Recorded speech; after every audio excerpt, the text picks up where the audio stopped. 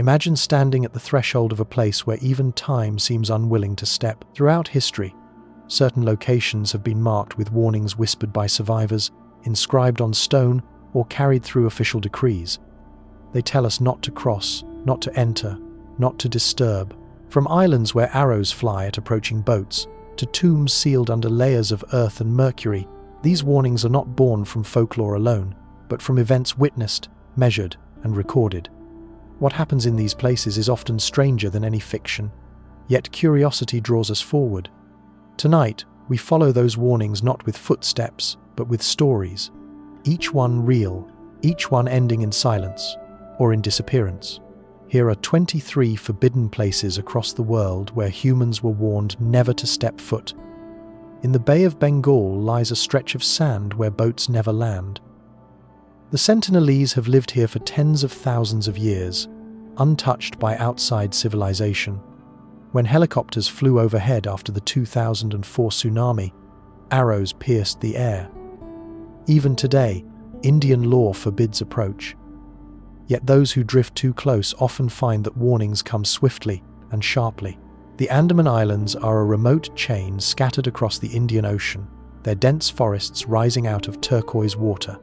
Among them, North Sentinel Island stands apart. It is small, only about 23 square miles, yet it carries a reputation far larger than its size. For here lives a people who have resisted every attempt at contact, turning away explorers, fishermen, and officials with the same message carried in arrows: you do not belong here. Historical records show that attempts to approach the island go back centuries. British colonial officers in the 19th century tried expeditions, sometimes capturing islanders and bringing them briefly to the mainland. The results were tragic. Diseases spread quickly, killing those removed and devastating any chance of trust. When the survivors were returned, they made it clear with sharpened spears and hostility that outsiders would not be welcomed again. Even well-meaning anthropologists in the 20th century found the same barrier. Some expeditions managed to leave gifts of coconuts or iron tools on the shore, only to retreat quickly under threat of attack. Each encounter ended with the same conclusion. This was a people determined to remain separate. The Indian government eventually made a decision that was rare in modern times. Instead of forcing contact, they declared North Sentinel Island a restricted zone. No one is permitted within 3 nautical miles of its shores. Patrol boats circle at a distance, both to protect outsiders from danger and to protect the Sentinelese from exposure to disease, for the risk is not one-sided. Anthropologists believe the Sentinelese may have no immunity to common illnesses, such as influenza or measles. A single cough from a visitor could sweep through their small community with deadly results. And so, the island remains in stasis. Satellite images show forest canopies unbroken, small clearings near the beach, and the occasional sign of huts. But the people themselves remain unseen, their language unrecorded, their lives unmeasured by the outside world. Only brief encounters tell us they are skilled with bows, adept at fishing in shallow waters, and fiercely protective of their isolation. In 2006, 2 fishermen drifting too close to the island were killed on the beach. Their boat had anchored overnight within the forbidden zone, and when it drifted ashore at dawn, it was met by islanders. Attempts by the Indian Coast Guard to recover the bodies failed. Arrows struck helicopters as they hovered above the sand. The bodies were left where they fell, absorbed into the tide. It was a stark reminder. The warning is not symbolic, it is final. The 2004 tsunami offered another glimpse into the island's resilience. After the devastating waves struck the Indian Ocean, officials feared the Sentinelese had been wiped out. A helicopter sent to check on them flew low across the beaches. Instead of devastation, it was met with arrows. Somehow, they had survived the wave, retreating to higher ground before it struck.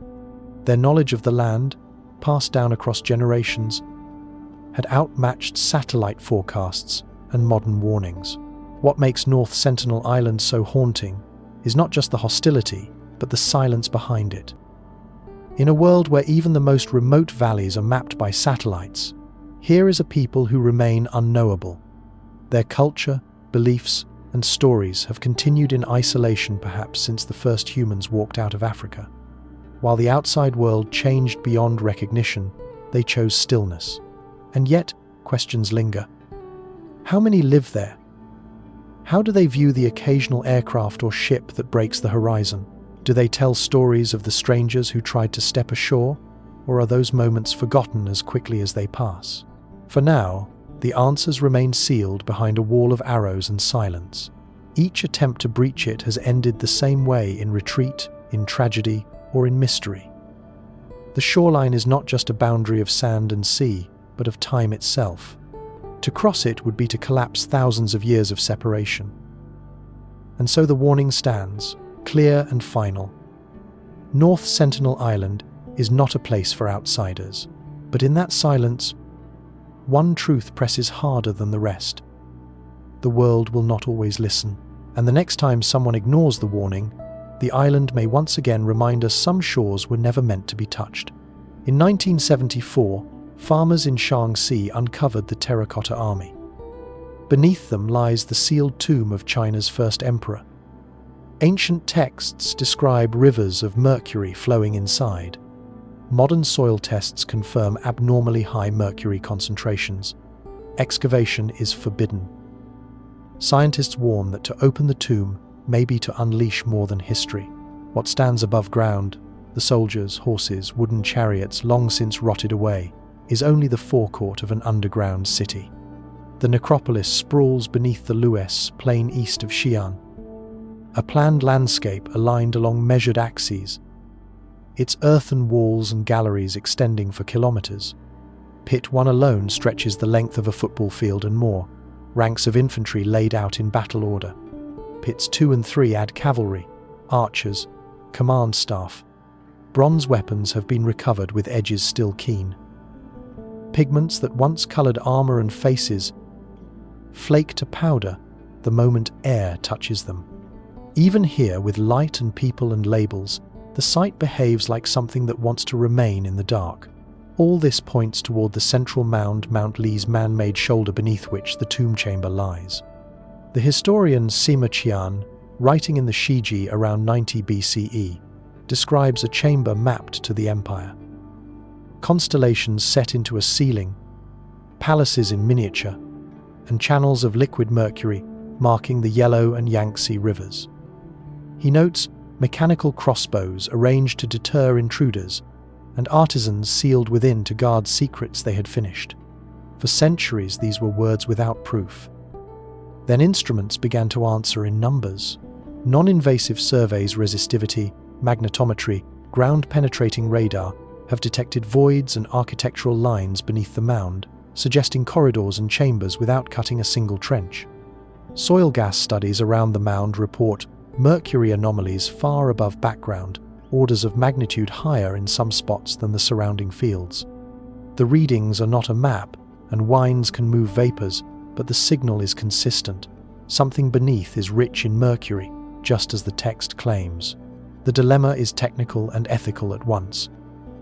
To enter the chamber would expose lacquer, silk, wood, pigments, and paper to oxygen and humidity they have not known in over 2 millennia. Conservators have seen how polychromy on the warriors turns from vivid purples and greens to pale dust in minutes, if not stabilized immediately. Scale that risk from fragments to a palace-sized chamber, and the margin for error narrows to almost nothing. The caution is not superstition, it is chemistry. There are hazards beyond preservation. Mercury is volatile. If channels were indeed filled and seals remain partially intact, air exchange could release vapor at concentrations unsafe for workers. The supposed crossbow traps described by Sima Qian have never been tested in situ and may be literary flourish, but archaeology proceeds by what can be measured, not what can be dismissed. Even a collapsed mechanism in a confined space is a risk when the floor plan is unknown, yet the pull of the unopened is strong. What if administrative tablets lie stacked in niches, names and titles pressed into bamboo slips that could refine a chronology built from later copies? What if miniature models record vanished palaces, lost rooflines, color schemes erased from the historical imagination? The terracotta army already changed what was thought possible in 3rd century BCE craftsmanship mass production with individualization, standardized parts keyed to assembly. It hints that the tomb proper may hold a different kind of order, not soldiers, but a ledger of a state. China has taken the conservative path. The site gained UNESCO status in 1987. Excavation around the mound has moved slowly by design. The official position is clear. Do not open the central chamber until methods exist to conserve, in real time, what is revealed. In practical terms, that means stable anoxic microclimates, instant pigment consolidation, robotics capable of surveying without introducing contamination, and safe venting strategies for any trapped gases. Until those are not just ideas but tools ready on the scaffolding, the doors will stay closed. Above, tourists file past glass balustrades and read placards. Beyond the pits, winter wheat moves in the wind. The mound is still. Instruments hum, numbers are logged, and the data adds another careful layer to a puzzle that resists haste. It is an uncommon thing in archaeology to have certainty that a chamber exists, to have a credible chemical signal of its contents, and to choose, deliberately, not to know more. But that is where the tomb remains, present, measurable, withheld, and if a seal is broken someday, the first thing to cross the threshold may not be a person or a camera. It may be a breath, ancient air, metallic and cold, reminding whoever waits outside that some doors once opened cannot be closed again. 3. Chernobyl's Red Forest, the silence after the siren. When Reactor 4 at Chernobyl exploded in April 1986, a pine forest nearby absorbed so much radiation that the trees turned red overnight. Soldiers buried the forest under sand. Today, radiation levels remain deadly. Signs warn visitors not to step off the paths, but wind and rain shift the contamination with each season. The forest does not forgive footsteps. The Red Forest sits just 2 kilometers west of the shattered nuclear power plant. At the time of the disaster, the explosion and fire released a radioactive cloud across Europe. But the fallout here was more concentrated than anywhere else. The pine trees nearest to the blast absorbed the radiation like sponges, their needles burning orange and brown within hours.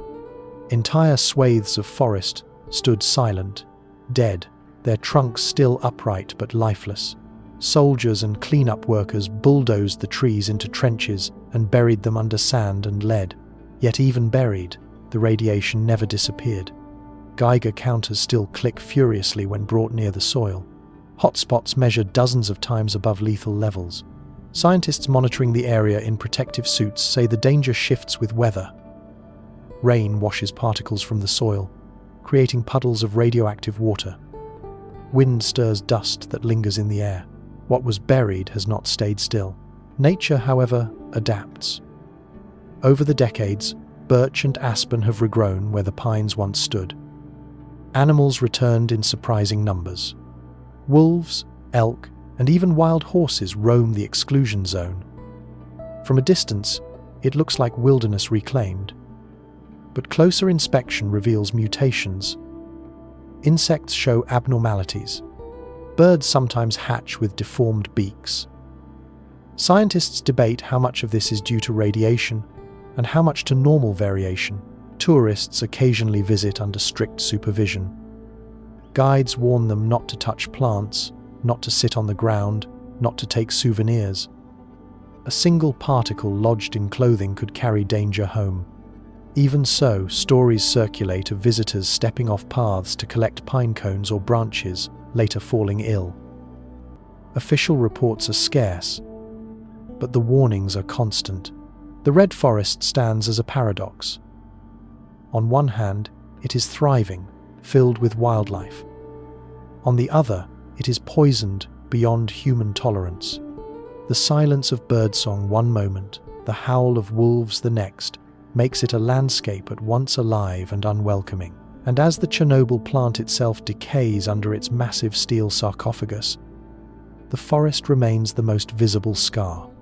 Scientists warn that if wildfires sweep through the exclusion zone, as they sometimes do, radioactive particles locked in the soil could be released back into the air, carried once again across borders. Chernobyl's red forest is not just a reminder of a past disaster. It is a continuing warning, one written in the soil itself. Step into its shadows. And Geiger counters sing a steady song of danger.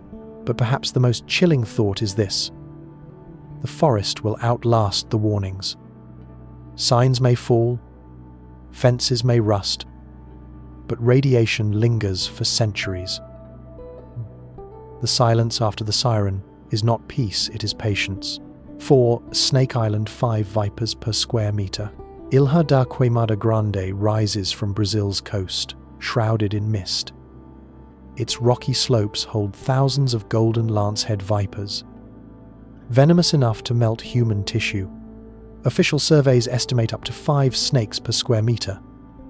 The Brazilian Navy patrols the waters, barring all entry.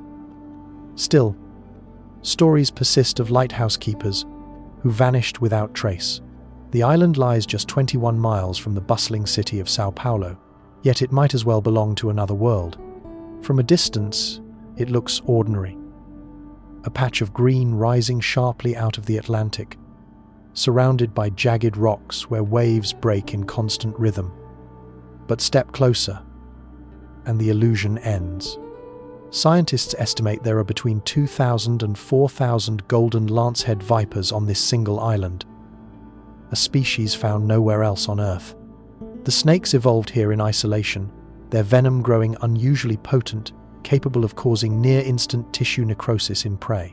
For humans, a bite means searing pain, followed by rapid organ failure. Medical help is hours away by boat, far longer than most victims could survive. Even Brazil's Navy, tasked with patrolling the area, issues stern warnings. Approach is forbidden without government clearance. History carries darker reminders. In the early 20th century, a lighthouse was built on Snake Island to warn passing ships.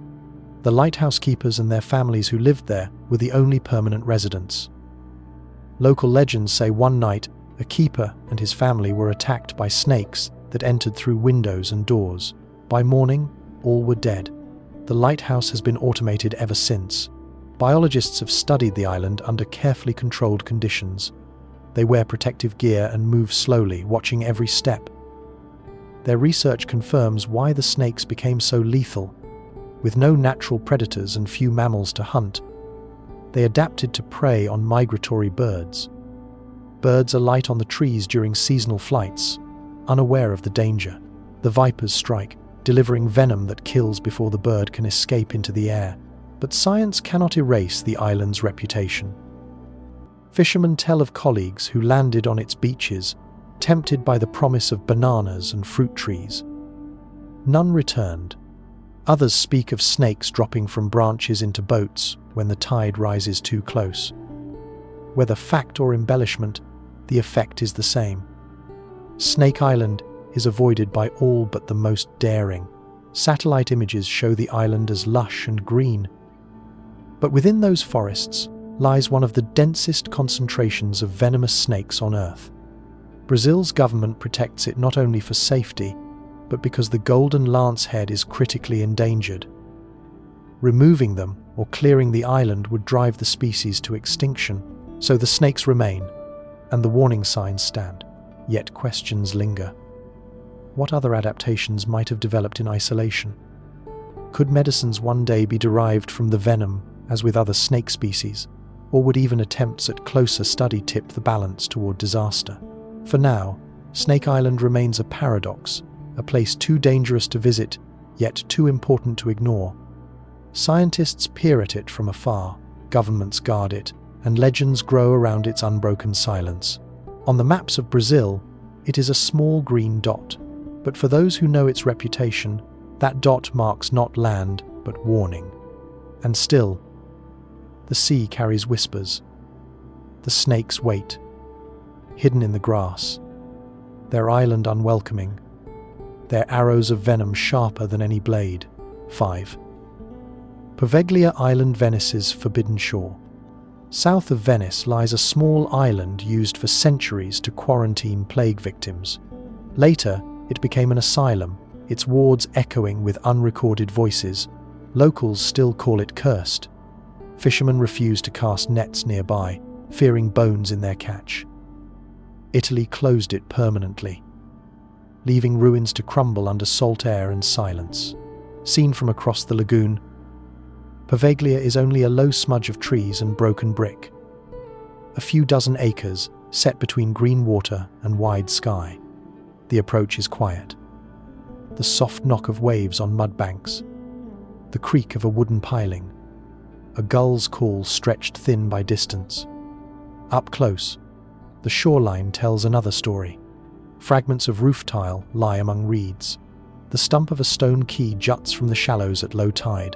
Thick ivy folds over arches that once framed doorways, and a bell tower long silent stands watch over buildings that the weather has hollowed from within. Venice learned early that disease could ride the tide as easily as a ship. By the mid-14th century, after the plague of 1348, the city developed a system of lazaretti islands set apart for isolation and fumigation. Poveglia's role as a quarantine station was formalized centuries later, in the late 1700s, and continued through the 19th century, when surges of illness forced authorities to divert ships and passengers here for inspection. Records from maritime offices describe manifests seized, cargoes smoked with burning herbs, and the sick ferried ashore to makeshift wards. The aim was practical: keep disease from the dense heart of Venice by holding it offshore, one island, width away. What happened in those wards rarely left more than a line in a ledger, but the ground preserved what the breath could not. Contemporary accounts note large pyres and burial trenches during crisis years. Modern surveys and small archaeological soundings around the lagoon have turned up human remains in unexpected places, reminders of how quickly a quarantine can become a grave. Exact totals are debated. Some estimates run to tens of thousands over successive waves. But even the cautious numbers speak of years when the island's labour was measured in carrying, stacking, and ash. After the age of sailing quarantine waned, the island's buildings were adapted. By the late 19th and early 20th centuries, official notices refer to medical facilities, then to a psychiatric hospital and geriatric ward. The records are sparse, the photographs few. What is certain is that by the 1962 the complex had fallen quiet, shutters broken, roofs leaking. In 1968 the buildings were finally closed, and the island its purpose spent was left to weather and salt. Today, access is restricted. The island is state property. Entry requires specific authorization. Water police occasionally idle at a distance, discouraging the curious. The caution is practical. Floors have collapsed, wells are open, and seawalls crumble without warning. But the warnings also respect a different fragility. The soil is layered with material that should not be disturbed. The walls hold names that were never recorded. The island's silence is part hazard, part memorial. The sensory map is simple. In summer, the air hangs with the scent of brine and fennel. In winter, the fog turns the bell tower into a smudge and muffles every sound but water. Inside the wards, lath peels from ceilings in soft curls. A corridor narrows toward a fallen door, and beyond it, a courtyard fills with nettles. The details are ordinary, and it is their ordinariness that makes the place feel held in a long pause. For historians and archaeologists, the questions are careful and technical. Could limited study of burn layers refine timelines of epidemic surges?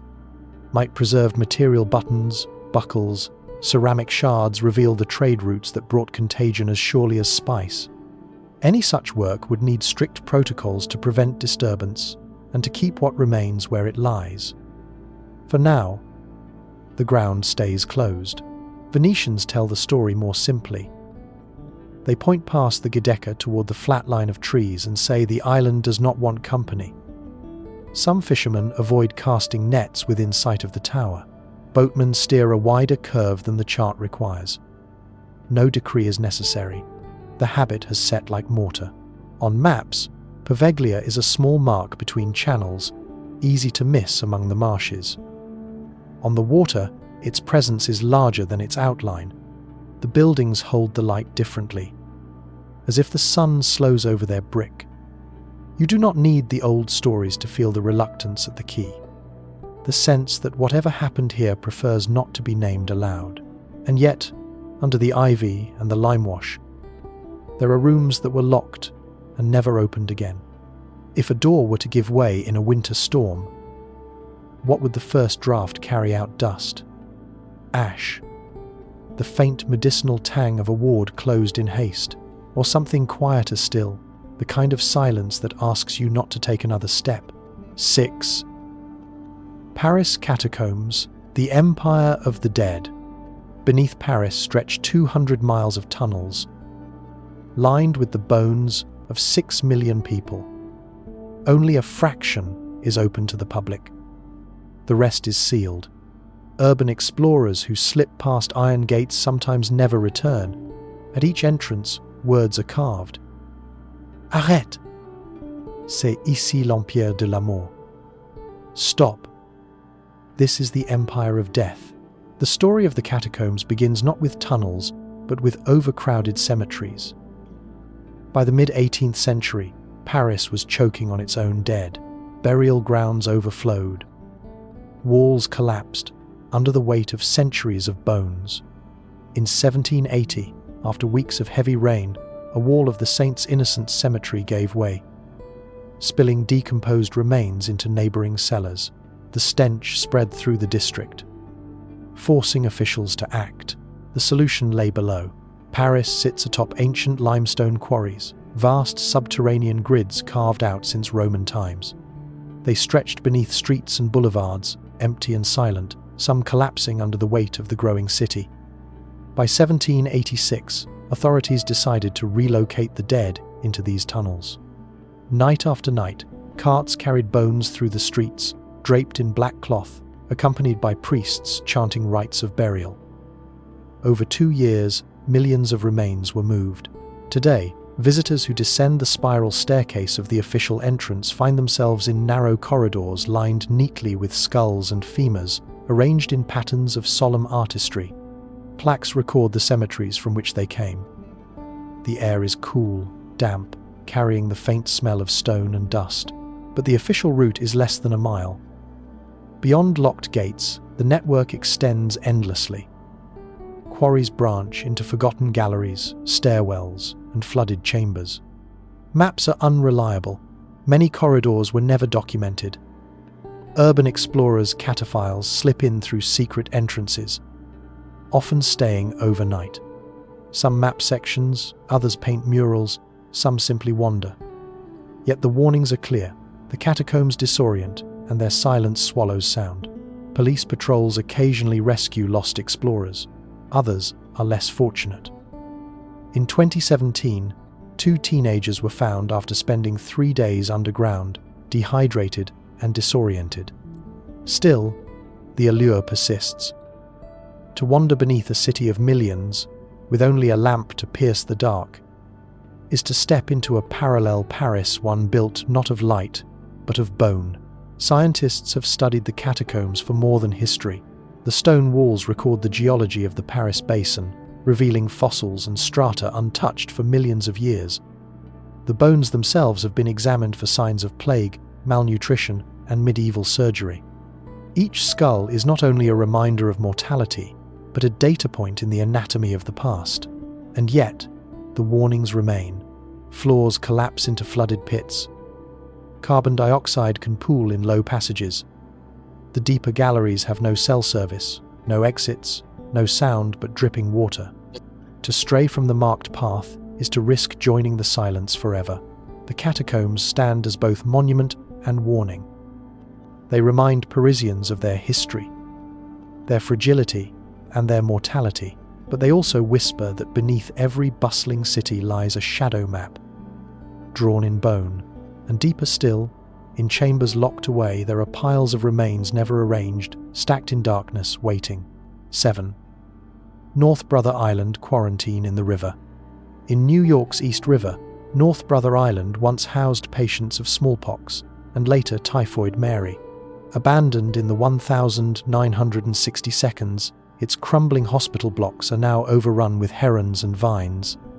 Access is strictly forbidden, both for safety and for memory. Time decays the brick, but the warnings remain intact. North Brother Island first entered records in the 1880 seconds, when New York sought a place to isolate contagious disease. The city had no antibiotics, no effective treatment for smallpox or scarlet fever. What it had was distance. A small island, separated from the mainland by fast tidal currents, seemed a natural barrier. By 1885, Riverside Hospital opened its doors, and the island's history turned from ordinary to tragic. Patients were ferried across by boat, often against their will. Families were separated at the shoreline, allowed no contact once the doors closed. The hospital grew to include wards, staff housing, even a school for children who lived and sometimes died in quarantine.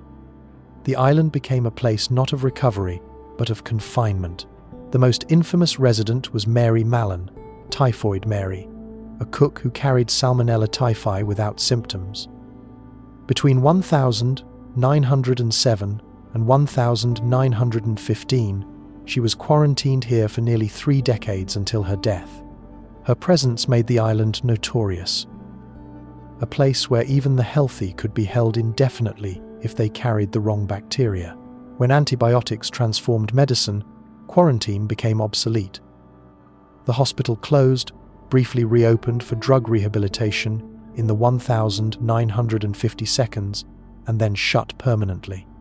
Since then, nature has reclaimed every corridor. Brick walls collapse under ivy. Floorboards sag with rot. Trees grow through stairwells, their roots wrapping around iron bed frames. Herons nest in window frames, where once patients looked out toward the city skyline. The island is off limits today.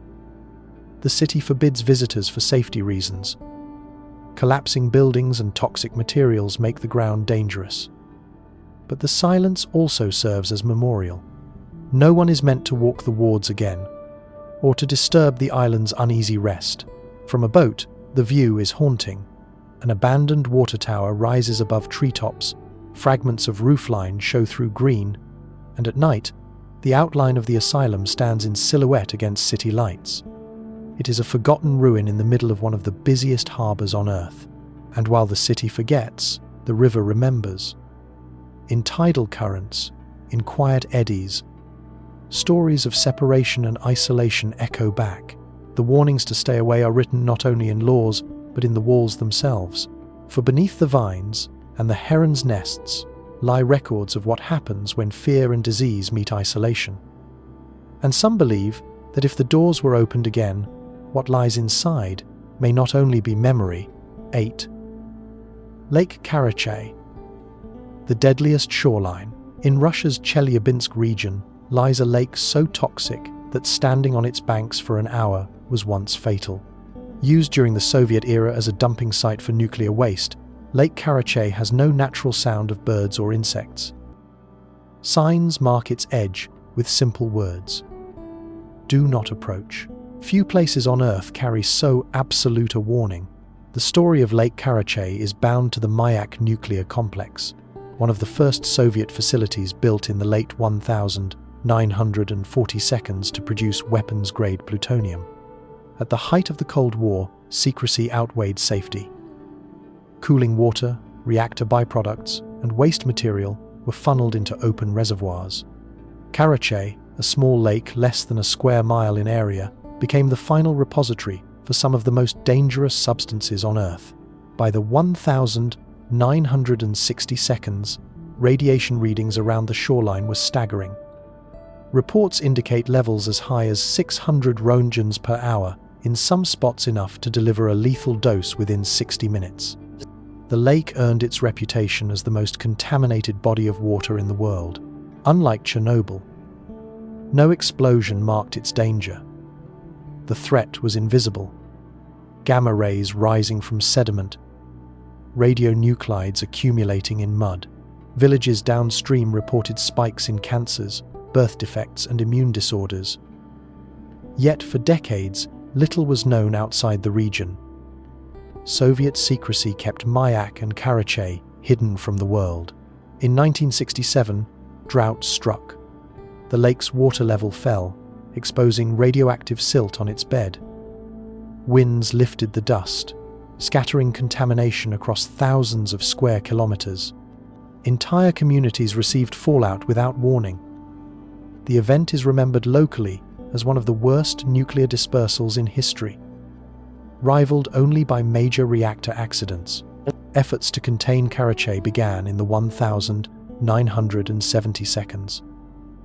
Engineers dropped massive concrete blocks into the lake to prevent sediments from shifting. By the 1980 seconds, plans were underway to fill it completely, entombing radioactive mud beneath rock and soil. Today, Karachay has largely disappeared under that man-made crust, but the contamination remains. Satellite images show a scarred patch of ground, fenced and patrolled. Birds do not flock there. Plants struggle to grow. The silence is not natural. It is enforced by physics. Radiation does not fade quickly. Some isotopes will remain dangerous for tens of thousands of years. For locals, the warnings are stark. Signs forbid entry. Guards monitor approaches. Yet stories persist of curious travelers who strayed too close, their health failing within weeks. The details are hard to verify, but the science is not. Proximity carries risk. Karachay stands as a reminder of what secrecy and haste can create a landscape so altered that it denies human presence entirely. Unlike other forbidden places, its boundary is not cultural, nor legal, nor mythic. It is elemental. To walk its banks is to step into radiation itself. And yet, deep beneath the concrete and stone, the water still lingers, carrying its invisible current. For those who study it, one question remains: will the containment hold forever? Or will the lake someday remind the world again that silence, in some places, is only a pause? 9. The Lascaux Caves sealed in breath. In 1940, children stumbled upon a cave in France, filled with Paleolithic paintings. Within decades, human breath caused fungal outbreaks. By 1963, the caves were sealed. Replicas now stand in their place. Only a handful of scientists may enter the originals, wearing protective suits, as if stepping into another world's museum. The first discovery came by chance. 4 boys chasing a dog near Montignac uncovered a hidden shaft. When their lamps flared in the dark, walls came alive with horses, bulls, stags, and bison painted with red ochre and black manganese. The animals seemed to move in torchlight, their muscles and horns bending across the curves of stone. The cave held nearly 600 painted figures and thousands of engravings, an entire gallery created some 17,000 years ago. At the time, access was open. Scholars, soldiers, villagers, and tourists descended daily. Their wonder was genuine, but their presence destructive. Carbon dioxide from breath, along with changes in humidity and temperature, began to alter the cave's microclimate. Condensation pooled on walls, nurturing molds. Pigments faded. By the early 1960 seconds, the damage was unmistakable. France made a difficult decision: close the original cave. Since then, Lascaux has remained a sealed environment. Scientists who enter wear protective suits, carry instruments to measure temperature and spores, and limit their time to minutes rather than hours. Even so, outbreaks continue. The white disease of fungi in the 1990 seconds, the black molds of the 2000s each required emergency interventions. The cave is not only ancient, it is fragile in ways that resist control.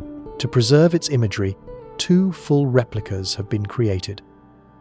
Lascaux II, opened in 1983, and later the more advanced Lascaux IV, which reproduces the entire cave complex with modern projection and 3D technology. Millions visit these replicas each year, marveling at the artistry of Paleolithic painters, yet the originals remain in darkness, vulnerable and quiet. For archaeologists, Lascaux is not just art but evidence. The pigments reveal trade in minerals, the scaffolding marks suggest planned work, and the overlapping figures hint at layered ceremonies across generations. Some believe the caves served as ritual spaces tied to hunting magic or initiation rites. Others suggest astronomical alignments, constellations mirrored in painted bulls. Each theory has evidence, but none settles the question. The cave itself whispers more than it answers. In its still air, the sound of a footstep echoes unnaturally loud. The paint strokes remain vivid in certain chambers, as though finished yesterday. A researcher in protective gear may stand alone under the Hall of the Bulls, light glinting on pigments that outlasted empires. Yet know that a single mistake, too much light, too much warmth could erase what has endured for millennia. The replicas offer safety, but also distance. Visitors see the forms, the colors, the scale. What they cannot feel is the silence, the claustrophobia, the weight of rock overhead.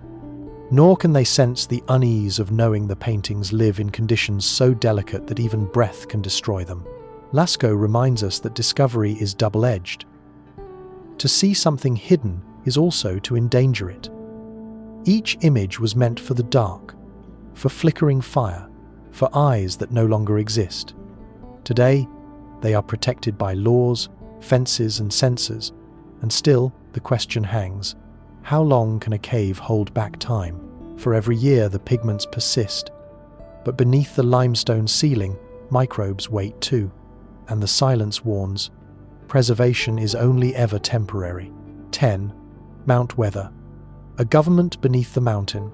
In Virginia's Blue Ridge Mountains lies Mount Weather, an underground complex built during the Cold War. It is designed to shelter the highest officials during national emergencies. Civilians are forbidden to enter, and details remain classified. When questions rise, they are met with silence, not answers. Mount Weather sits atop gently rolling ridges, its surface dotted with antennas, roads, and modest buildings. From the outside, it appears to be a simple government installation. But below ground, according to declassified fragments and testimony, lies a facility the size of a small city. Construction began in the 1950s, when the United States prepared for the possibility of nuclear war. The underground complex reportedly contains living quarters, offices, cafeterias, reservoirs, and power systems. It was designed to house hundreds, possibly thousands, of personnel for extended periods. More than shelter, it was to serve as a command center from which continuity of government could be maintained if Washington, D.C. was destroyed. Evidence of its importance surfaced on the 11th of September, 2001, when high-ranking officials were evacuated there as part of emergency protocols. Yet official acknowledgement remains rare and details are classified. The Federal Emergency Management Agency, FEMA, maintains the site, but public tours are impossible. To approach without clearance is to meet fences, armed patrols, and unyielding warnings. Over the decades, Mount Weather has appeared in reports of continuity of government planning. Declassified documents hint at secret exercises where officials rehearsed evacuation to bunkers, ensuring that even if the capital were reduced to rubble, authority could endure. The facility's communication arrays, some still visible on the mountaintop, suggest vast systems of radio and satellite links, connecting it to military networks across the nation. For locals, the presence is both mundane and unsettling. Residents of the Blue Ridge pass the gates daily, accustomed to seeing convoys or guards. Yet what lies beneath remains unseen. Maps of the tunnels are classified. Photographs are scarce. The size of the underground chambers, if indeed they exist as described, remains unconfirmed. What is known is this: the site is real, heavily secured, and active. Trucks come and go.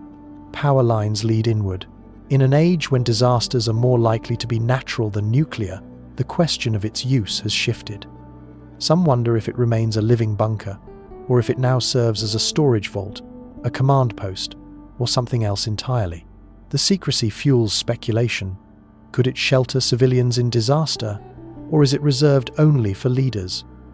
If entry were possible for ordinary people, how many could it hold before capacity was overwhelmed? The silence around Mount Weather provides no answers, only the certainty of exclusion. The mountain rises quietly, its forests filled with birdsong. But beneath its slopes, reinforced concrete and steel hum with electricity, ventilators, and systems we cannot see. And the deeper question lingers. If its doors ever close in crisis, who is left outside? Hidden in Russia's Ural Mountains is a town that does not appear on maps. Mezgori is heavily guarded, its purpose never disclosed.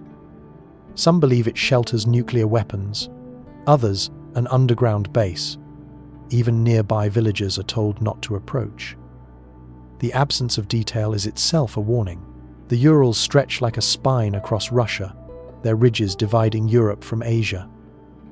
In this landscape of forested slopes and mining towns, Mezgori appears as an anomaly. Founded in the late Soviet era, it was never an ordinary settlement. From its inception, access was restricted. The town was fenced, patrolled, and absent from official registries.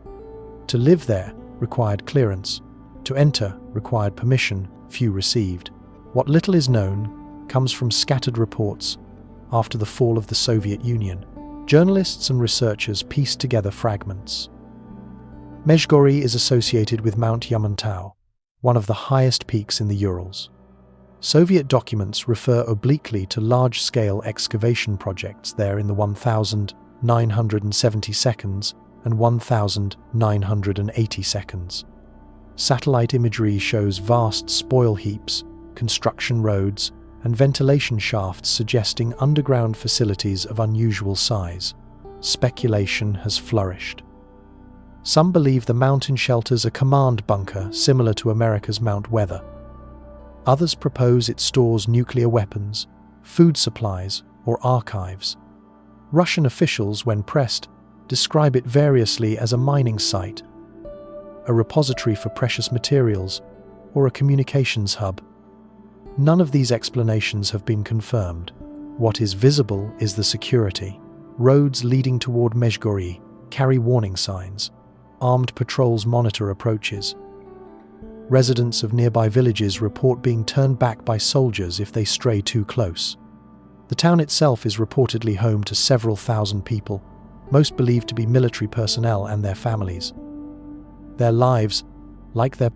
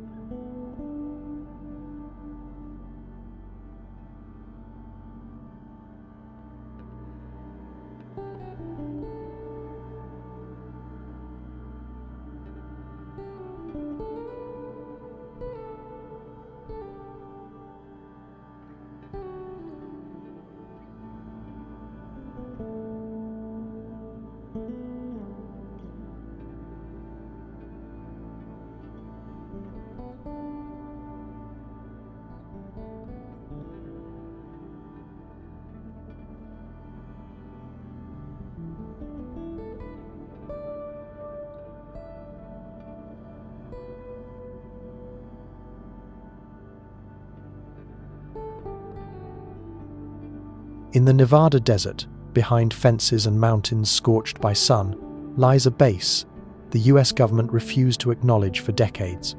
Officially Groom Lake, known worldwide as Area 51, it is surrounded not only by sand but by silence. Signs warn intruders away, sensors watch the ground, white trucks wait on ridges. The warning is clear: you are not welcome here.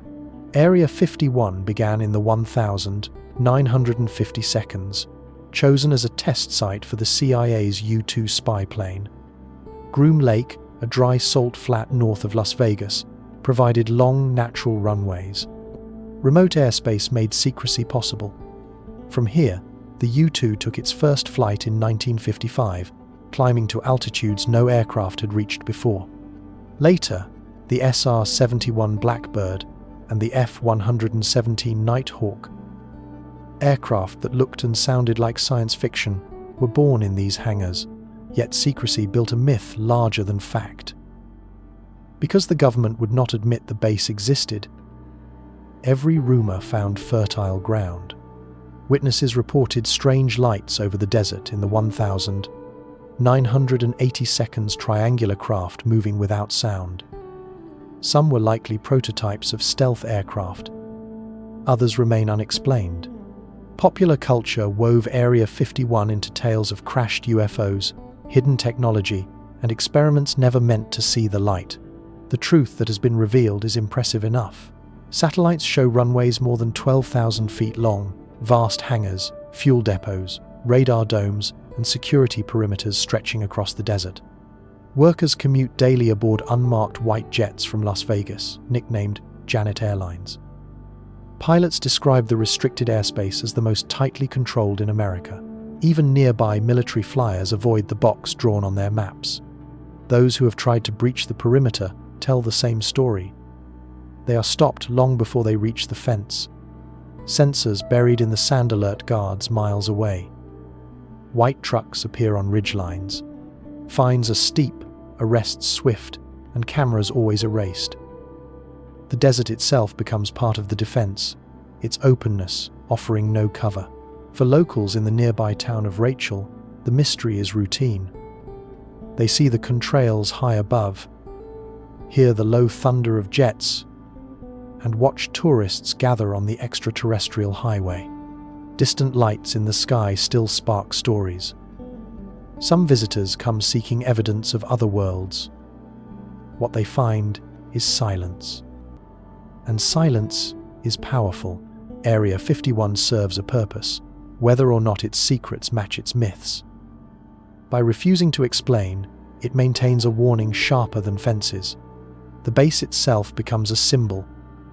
Some knowledge is not to be shared, some doors not to be opened. And as the desert cools at night, stars flood the sky above Groom Lake.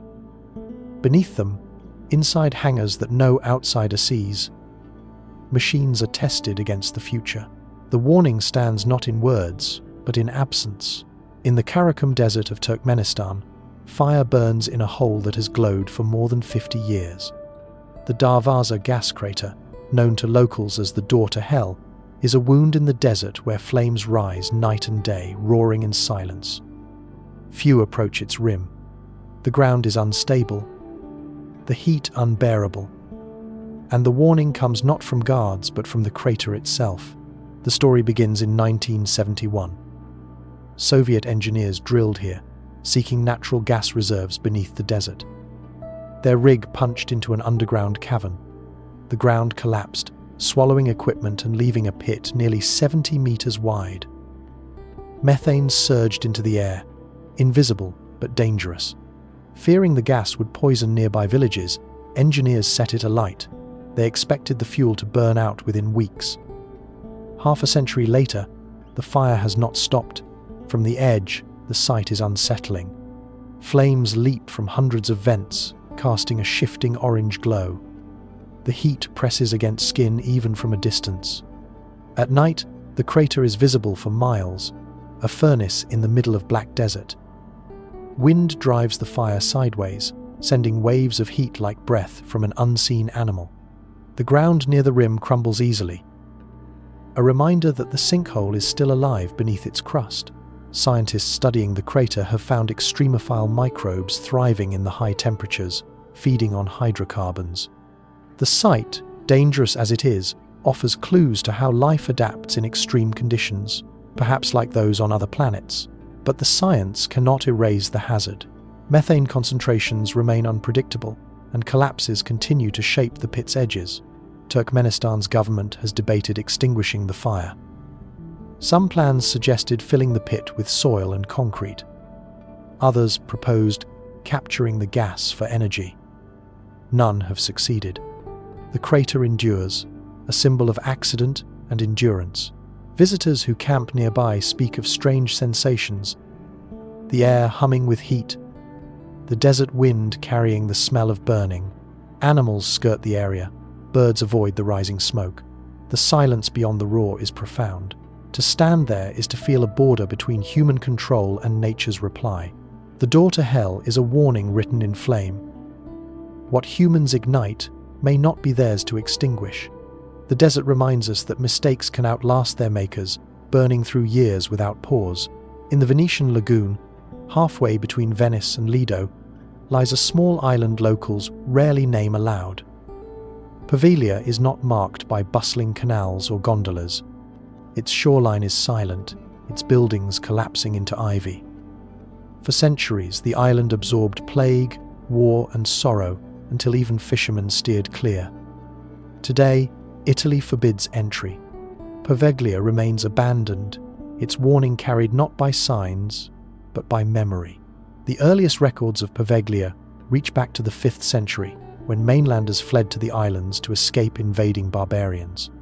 For centuries, it remained sparsely populated, a fishing community among Venice's outer defences. But its fate turned darker in the 14th century, when the Black Death swept Europe. Venice, crowded and vulnerable, used Poveglia as a quarantine station. Ships suspected of carrying plague were diverted there. Those who fell ill were left behind, tended in isolation or abandoned to die. During outbreaks, the island became a mass grave. Carts carried corpses across the lagoon, piling them into pits on Poveglia. Archaeologists estimate tens of thousands were buried in shallow earth, many burned in great pyres. Soil samples confirm high concentrations of human ash mixed with sand. Even centuries later, farmers claimed the earth grew unusually fertile, an unsettling echo of what nourished it. The island's reputation deepened with time. In the 18th century, it was again designated a lazaretto, a station for quarantining passengers and cargo. Travelers arriving from distant ports spent weeks confined there, waiting to prove they carried no disease. For some, the wait became permanent. Poveglia's reputation as a place of no return grew. When Napoleon conquered Venice, he found the island useful for another reason. He stored weapons there, fortifying its structures and adding to its haunted reputation. Gunpowder mixed with ashes in the soil. Centuries of plague were joined by the machinery of war. The 20th century added its final layer. In 1922, an asylum was established on Poveglia. Patients were housed in decaying buildings, already heavy with history. Local stories describe neglect and cruelty. Some accounts speak of a doctor who experimented on patients, lobotomies carried out in crude conditions. Legends claim he later leapt from the bell tower in despair. Records remain sparse, but the asylum closed in 1968. The buildings have stood empty ever since, sagging under ivy and salt air. Today, the bell tower still rises above the lagoon, its silhouette stark against the horizon. No bell hangs inside. It was removed decades ago, but locals claim to hear faint ringing on quiet nights. Inside, walls flake plaster, staircases sag, graffiti mingles with centuries, old brick. Windows gape open to gulls and vines. Fishermen avoid its shores. Some say nets pulled near Poveglia dredge up bones. Others refuse to pass close, steering around the island entirely. The Venetian government has offered Poveglia for lease more than once, hoping investors might redevelop it. Yet proposals collapse, facing resistance from citizens who argue some places should remain untouched. To many Venetians, the island is a grave, not a property. From a distance, Poveglia looks peaceful. Trees shade crumbling walls, sunlight flashes on stone, and waves lap gently at its edges. But beneath the soil, the island holds centuries of ashes. The silence is not emptiness. It is a memorial. The warning of Poveglia is simple. Not every landscape is meant to be reclaimed. Some ground carries too many stories, too many shadows. To set foot, there is not just to risk collapsing masonry, but to walk among centuries of the dead. And so the island waits, untended, its tower leaning into salt wind. Boats glide past, but eyes turn elsewhere. The lagoon holds beauty, but one island carries sorrow too heavy to forget. Poveglia does not invite visitors. It keeps its silence. And its silence is enough. Deep in the equatorial forest of Gabon, West Africa, lies an unremarkable patch of ground that hides an astonishing secret. Beneath the red soil and lush canopy sits Oklo, the site of the world's only known natural nuclear reactor. 2 billion years ago, long before humans walked the Earth, uranium-rich rock layers aligned with groundwater in such a way that the conditions for nuclear fission, what modern science only achieved in the 20th century, arose naturally.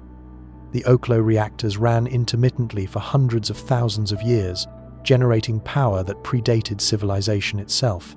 Today, the site is carefully studied and tightly monitored. To tamper with it would be to interfere with one of the Earth's oldest and strangest warnings. The discovery came in 1972, almost by accident. French scientists working at the Pierre Latte enrichment plant noticed something odd about uranium ore imported from Gabon. Natural uranium always contains about 0.72% uranium-235, the fissile isotope necessary for nuclear chain reactions. But the samples from Oklo contained far less, only about 0.6%. That tiny discrepancy shocked the scientific world.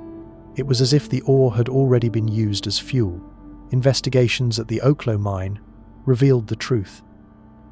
The uranium deposit contained reactor zones, 17 inches total, where conditions billions of years ago allowed fission to occur. Groundwater seeping through the porous rock acted as a moderator, slowing neutrons and sustaining reactions. The process was self-regulating. When the rock grew too hot, the water boiled away, halting the reaction. As the rock cooled, water returned, and the process began again. This natural cycle repeated for perhaps 1 million years, releasing energy in bursts, just like the reactors we build today. The evidence is written in the isotopes left behind. Neodymium, samarium, and xenon isotopes match patterns found in modern reactors. Even traces of plutonium formed in the reactions, though most decayed away long ago. These byproducts remained locked in place, migrating only a few meters in 2 billion years. For scientists studying nuclear waste disposal, Oklo became a natural experiment, showing that under the right geologic conditions, radioactive material can remain contained for unimaginable spans of time. Standing at Oklo today, the landscape gives little hint of what lies below. Forest hums with cicadas. Red laterite soil supports scrub and trees. The air is heavy with humidity. Yet beneath the ground are scars of reactions once as powerful as those in the cores of our reactors. Here, the Earth built its own machine, one that ran silently, invisibly, and far longer than any human technology has endured. The site remains under strict control. Though uranium mining continues in Gabon, the ancient reactor zones are preserved. Researchers measure isotopes, model groundwater flows, and test theories about containment. For physicists, Oklo is not only a geological marvel but a cosmic one. It demonstrates that nuclear fission is a natural process, not solely a human invention. Some scientists even wonder if similar natural reactors may have operated elsewhere in Earth's crust, now eroded or hidden. The lessons of Oklo carry weight today. As nations struggle with the question of how to store nuclear waste for tens of thousands of years, The ancient Gabonese reactor shows it is possible for material to remain stable and confined for timescales 1,000 times greater. If Oklo could hold its fission products for 2 billion years, perhaps our engineered repositories can manage a mere 100,000 if we choose their locations with the same care nature once did. Yet the warning is there too. What the Earth created naturally, humanity now replicates with fragile infrastructure. Our reactors run hotter, our wastes accumulate faster, and our storage relies on human will as much as geology. Oklo endured because no one was there to disturb it. Whether our species can achieve the same restraint remains uncertain. To walk the ground above Oklo is to stand in 2 times at once. The deep past of a reactor that burned without fire, and the present, in which we hold technologies that echo it. The soil looks ordinary. The trees are just trees, but underfoot the earth still remembers its ancient fire, and the memory whispers a quiet truth. Power exists without us, and if we mishandle it, it may outlast us as well. In the remote Pilbara region of Western Australia lies Wittenoom, a town erased from maps, its name officially removed from road signs, its access discouraged by law. To outsiders, it looks like a scattering of empty streets at the edge of red desert hills. To those who know its story, it is one of the deadliest places in Australia, a valley where the earth itself became poison. Wittenoom began in the 1930 seconds when chrysidolite asbestos, known as blue asbestos, was discovered in the Hamersley Ranges. Demand grew quickly. Asbestos fibers were strong, fireproof, and woven into everything from cement sheets to brake pads. In 1943, large-scale mining began, and by the 1950 seconds, Wittenoom was a bustling company town with more than 20,000 visitors a year and a population of 1,000. For decades, it seemed prosperous. Beneath the red cliffs and clear skies, however, the dust settled silently, carrying a warning no one yet understood. The mines pulled millions of tons of ore from Yampire Gorge. Trucks kicked clouds of fine blue fibers into the air. Children played in waste piles that sparkled like crushed glass. Workers came home covered in dust. By the 1960 seconds, medical researchers linked asbestos exposure to deadly diseases, asbestosis, lung cancer, and mesothelioma, a cancer almost uniquely tied to asbestos fibers. The latency was cruel. Illness often struck decades after exposure, long after families had left Wittenoom behind. By 1966, the mine closed. But the damage was already done. Over the next half-century, thousands of workers, residents, and their families developed fatal illnesses. Studies estimate that half of those who lived in Wittenoom for extended periods either died or would die from asbestos-related diseases. The town's reputation changed overnight from a place of work to a symbol of industrial tragedy. The government began closing Wittenoom step by step.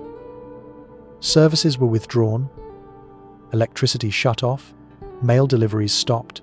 By the early 2000s, only a handful of residents remained, refusing to leave homes built with their own hands. In 2007, the Australian government officially de-gazetted the town, erasing it from maps. By 2022, the last residents were forcibly relocated and the buildings were demolished. What remains is silence, scattered rubble, and endless contamination. The danger lies in the dust. Even now, asbestos fibers cover the valley, carried by wind and water. The waste piles left behind are estimated at 3 million tons.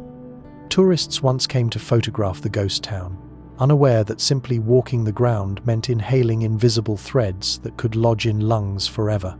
Authorities placed warning signs and barriers, but the fibers drift beyond them.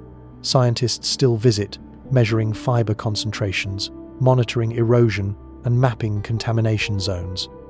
The valley is a living laboratory in industrial legacy, a place where the past cannot be cleaned easily, only contained.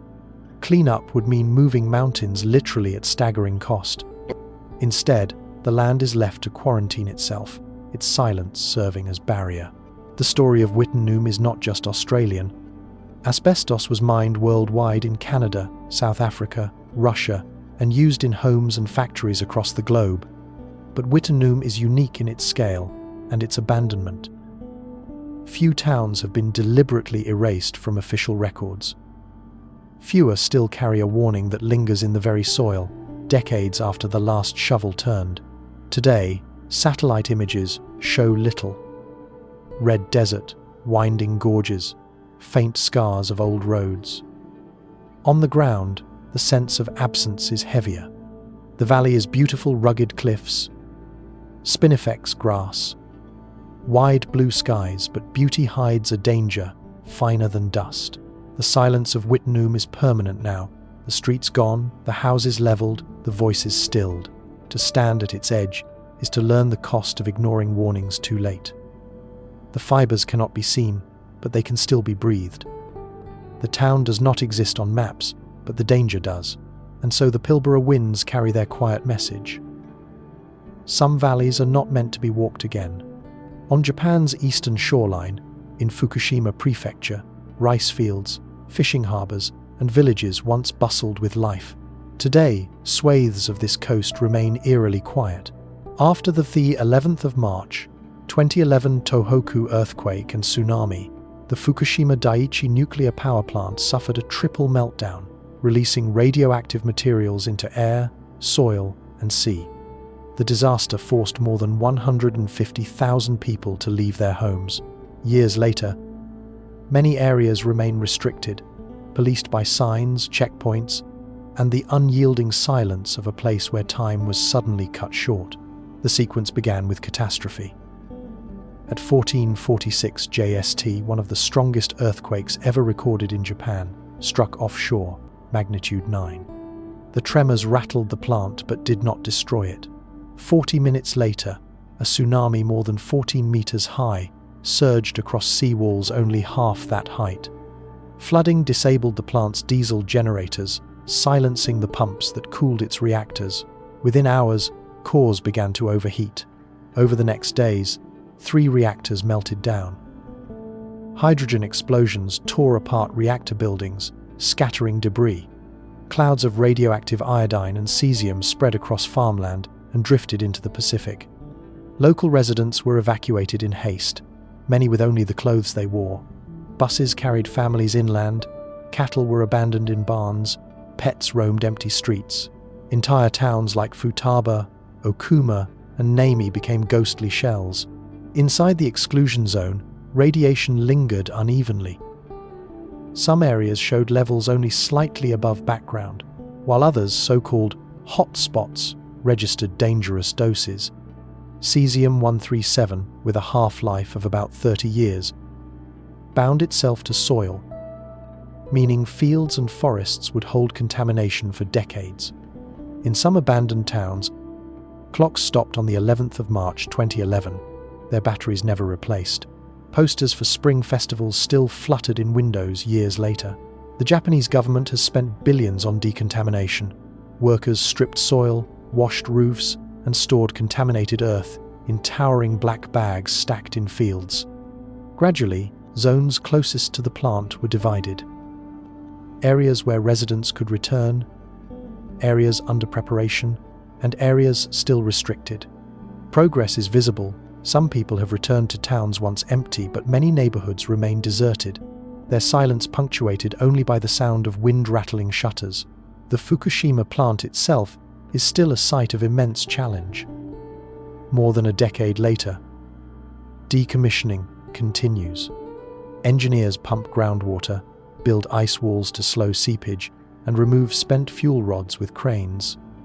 Deep inside, molten fuel remains in damaged reactors, difficult to locate and harder still to retrieve. Robots sent in often fail under the high radiation. Estimates suggest the process may take 30 to 40 years. Nature, as in Chernobyl, adapted quickly to the absence of people. Wild boar, monkeys, and feral cattle roam streets. Abandoned houses became dens for animals. Studies note changes in bird populations and insect life. The paradox emerges again. Contamination is dangerous, but the absence of human disruption gives ecosystems space to expand. For the evacuees, the zone carries memory heavier than radiation. Elderly residents long to return to ancestral homes, while younger families often choose to resettle elsewhere, unwilling to raise children in a place shadowed by fear. Shrines, schools, and farms lie untended, and with them, centuries of community. Tourists now visit some accessible edges of the zone, guided by licensed operators. They wear protective gear, carry dosimeters, and walk through streets lined with vending machines frozen in 2011. They glimpse laundry still hanging in houses, school bags on hooks, and calendars that stopped when the tsunami came. These glimpses create an ache, stronger than numbers, and awareness that life here was not ended by war or plague, but by physics, by a chain reaction that escaped its walls. At dusk, the Fukushima coast glows gold in the low Sunday waves roll endlessly against breakwaters rebuilt after the tsunami. The ocean carries memory but gives no sign of what lies inland. And within the restricted streets, the silence delivers its warning. Some places are measured not by distance, but by half-lives. To enter is to step into a calendar that does not match our own. In the East River, just off the Bronx, lies North Brother Island. To passing ferries, it appears as a tangle of trees rising above ruined brick. Birds wheel overhead. The shore is thick with reeds. But no one lands here. The island is closed, its buildings collapsing into ivy. Its warning is quieter than a sign. History itself whispers that this is not a place to linger. North Brother Island entered history in 1885, when the city of New York built Riverside Hospital there. Its purpose was isolation. In an era before antibiotics, contagious diseases like smallpox, tuberculosis, and scarlet fever terrified crowded tenements.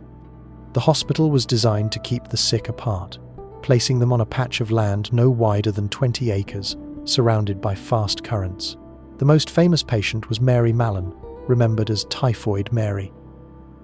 An asymptomatic carrier of typhoid fever, she worked as a cook in New York, unknowingly spreading disease.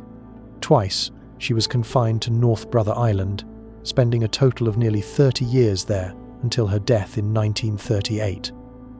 Her story made headlines worldwide and etched the island's name into medical history. Yet the hospital was not the island's only sorrow. In 1904, tragedy struck nearby waters. The excursion steamer General Slocum, carrying over 1,000 passengers, caught fire on the East River. Flames spread swiftly through the wooden decks, and panic consumed the vessel. Many passengers leapt into the river, only to drown in the strong currents. More than 1,000 lives were lost, making it one of the worst maritime disasters in American history. Survivors and bodies washed up on the shores of North Brother Island, binding it to memory with grief. After Riverside Hospital closed in the 1932, the island lay quiet until World War II, when it briefly housed returning veterans. Later, in the 1952, it reopened as a rehabilitation center for young people struggling with drug addiction, particularly heroin. The program was short-lived and controversial. Conditions were harsh. Patients were sometimes kept against their will. By the 1962, the facility closed for good, and the island was abandoned once more. What remains today are ruins swallowed by forest. Red brick wards collapse beneath ivy. Windows gape empty, stairwells sag into shadow. The old ferry dock has rotted to pilings. Silence is broken only by gulls and the hum of the city across the river. From Manhattan, the skyline glitters with energy. Across the water, North Brother Island drifts in timeless neglect. Despite its nearness to millions, the island is off-limits. The city of New York owns it, but it is designated a bird sanctuary, primarily for herons and egrets. Permits to visit are rarely granted, reserved for researchers or conservationists. The prohibition is practical. Ruined buildings are dangerous but also symbolic. Too many stories rest here. Epidemics, confinement, tragedy. nature has reclaimed the land. Forests have pushed through cracked pavement. Herons nest in branches above empty wards. In spring, the calls of migratory birds replace the voices that once echoed in the halls. The island has become a paradox, both sanctuary and ruin, life flourishing in the absence of people. For New Yorkers, North Brother Island is a reminder hiding in plain sight. Ferries pass nearby daily, but passengers rarely notice the overgrown silhouette. The city never developed it, never turned it into parks or housing. Its silence is preserved, intentionally or not. The warning of North Brother Island is not one of radiation or poison, but of memory. It shows what happens when a place absorbs too much sorrow, too much neglect, until it becomes part of the city's subconscious. It is a place where history is too heavy to be repurposed, where the currents themselves seem to hold people at bay, and as dusk settles over the East River, the skyline glows bright on one side while North Brother lies dark, its ruins merging with shadow. It is close enough to touch, yet separated by both water and time. Some islands invite you to cross. This one reminds you that not every shore is meant to be reached. In northern Mexico, where the states of Durango, Chihuahua, and Coahuila converge, lies a desert plain locals call La Zona del Silencio, the zone of silence. From a distance, it is nothing more than scrubland, a flat basin ringed by mountains, its air shimmering with heat.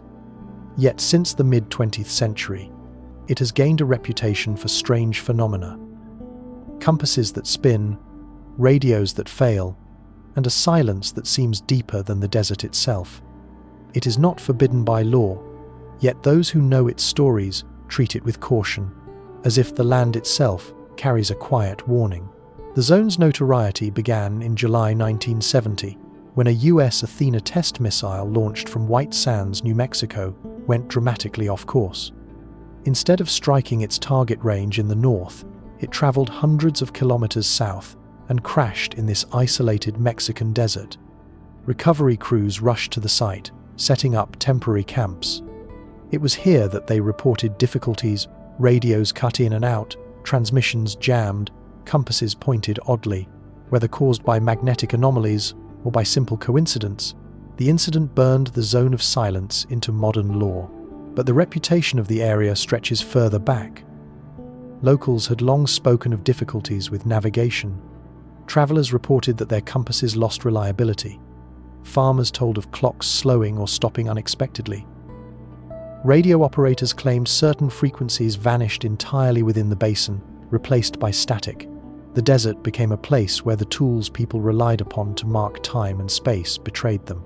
Geology offers partial clues.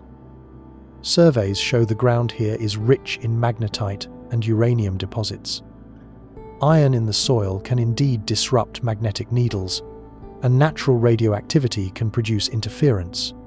But scientists admit these factors do not fully explain the scale of reported anomalies, nor do they explain the uncanny consistency of stories told by visitors across decades. Stories of silence, distortion, and disorientation. Adding to the mystery are tales of falling objects. Locals recall unusual meteor showers.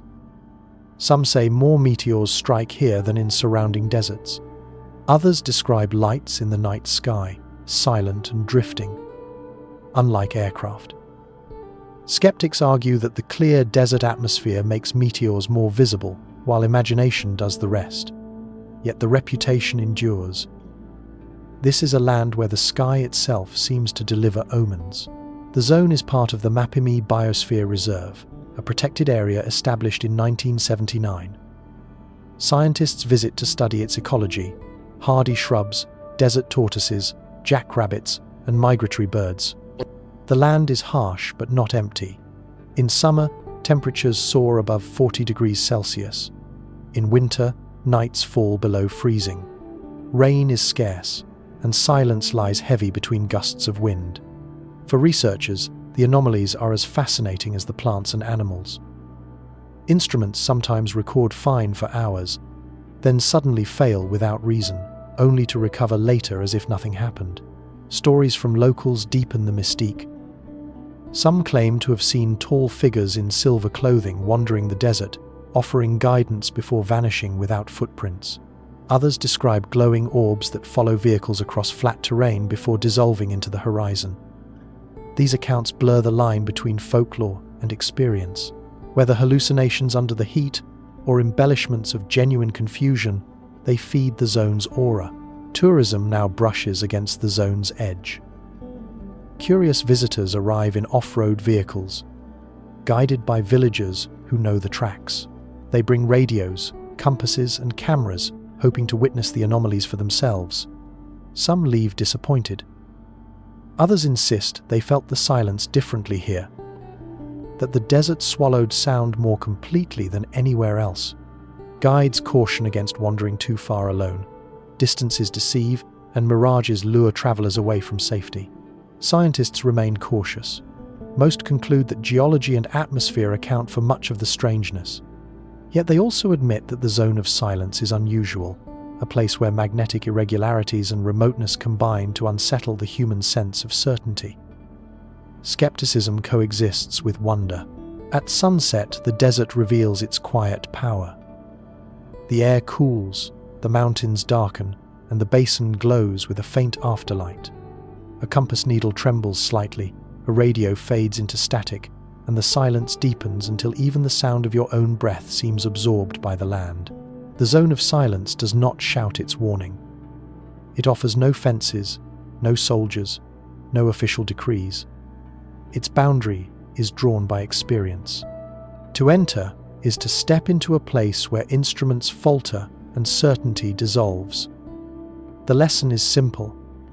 Some landscapes are not meant to explain themselves, and so, beneath the stars of northern Mexico, the silence itself becomes the message, one written not in words, but in absence.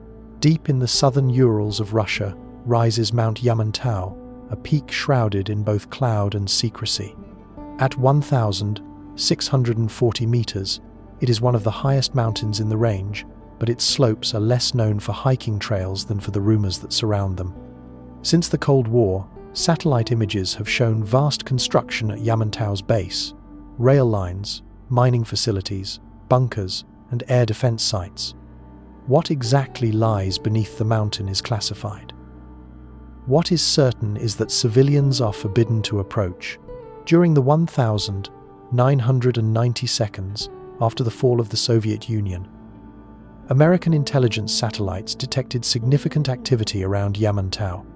Tunnels appeared in satellite photographs, along with roads and buildings sprawling across hundreds of hectares.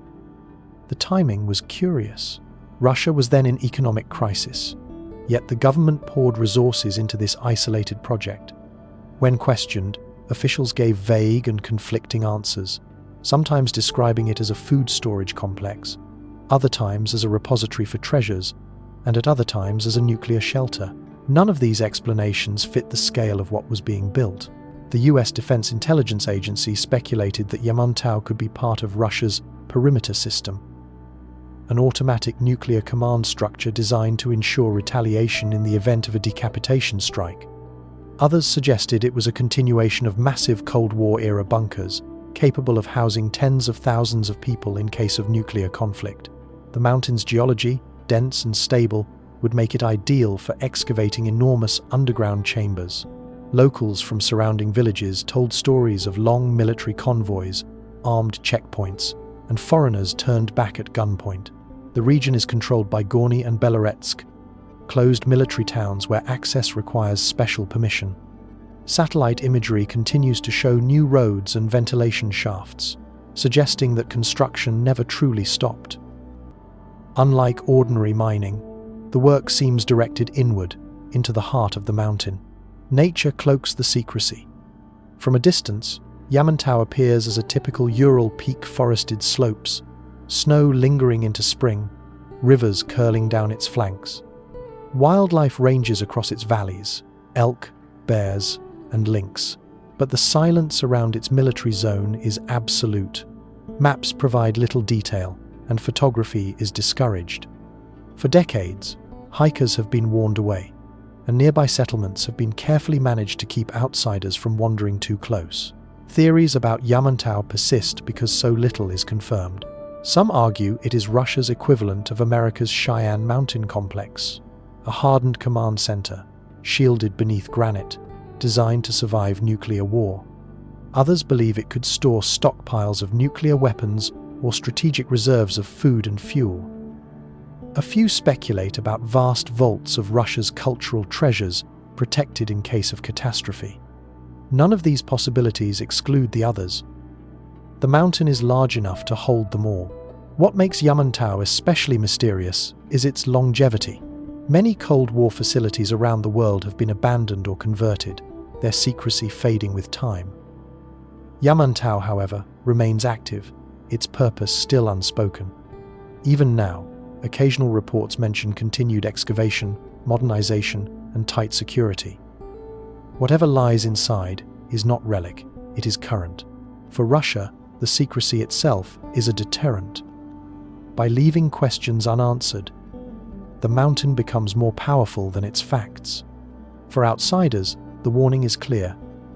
This is not ground to explore, not a peak to climb. It belongs to purposes hidden deep below, purposes built to endure even the end of worlds. At dusk, the Urals turn violet, their ridges fading into one another. Yamantau looms dark against the horizon, its summit calm, its slopes quiet. But beneath, if the theories are true, chambers stretch for miles, rooms without windows, corridors lined with steel, machines humming in perpetual readiness. The mountain says nothing. Its silence is the warning. Some peaks hold only stone. This one may hold the future of nations. Beneath the boulevards of Paris stretches a shadow world. Over 300 kilometers of tunnels, quarries, and chambers. Once dug for limestone, these passages later became an ossuary home to the remains of more than 6 million people. Today, a small portion is open to tourists, but beyond the official route, the catacombs remain forbidden. Gates, locked doors, and police patrols guard the entrances. The warning is not superstition, but safety.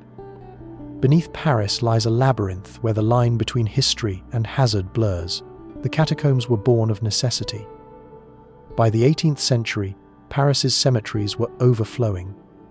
At Les Innocents, near the city centre, layers of bodies had been stacked for centuries. During heavy rains, bones surfaced. During hot summers, the stench spread through streets. In 1780, after a wall collapsed under the weight of graves, the decision was made. The dead would be moved underground. For years, wagons carried bones from cemeteries by night. Priests walked beside them with chants and torches. Skulls and femurs were stacked in patterns, filling walls along the quarry tunnels. Behind them, vast piles of mixed bones disappeared into the dark. Over decades, the ossuary grew into a silent city, each chamber echoing with both reverence and finality. The catacombs hold more than bones. They hold stories. During the French Revolution, royalists are said to have met in hidden chambers. Resistance fighters in World War II used passages to move unseen. In 2004, police discovered a fully equipped cinema deep underground, complete with projector, bar, and seating. Whoever built it vanished before they could be questioned. The catacombs are forbidden for a reason. They invite not only curiosity but danger. The tunnels are unstable. Many sections were cut centuries ago, their ceilings thin, their walls fractured. Collapses occur without warning, burying chambers in silence. Flooding is another hazard. Groundwater seeps through cracks, turning passages into black water. Without a map, it is easy to become disoriented. Even with one, the maze extends so far that hours can pass without seeing a landmark. Police occasionally rescue explorers who lose their way when they are found in time.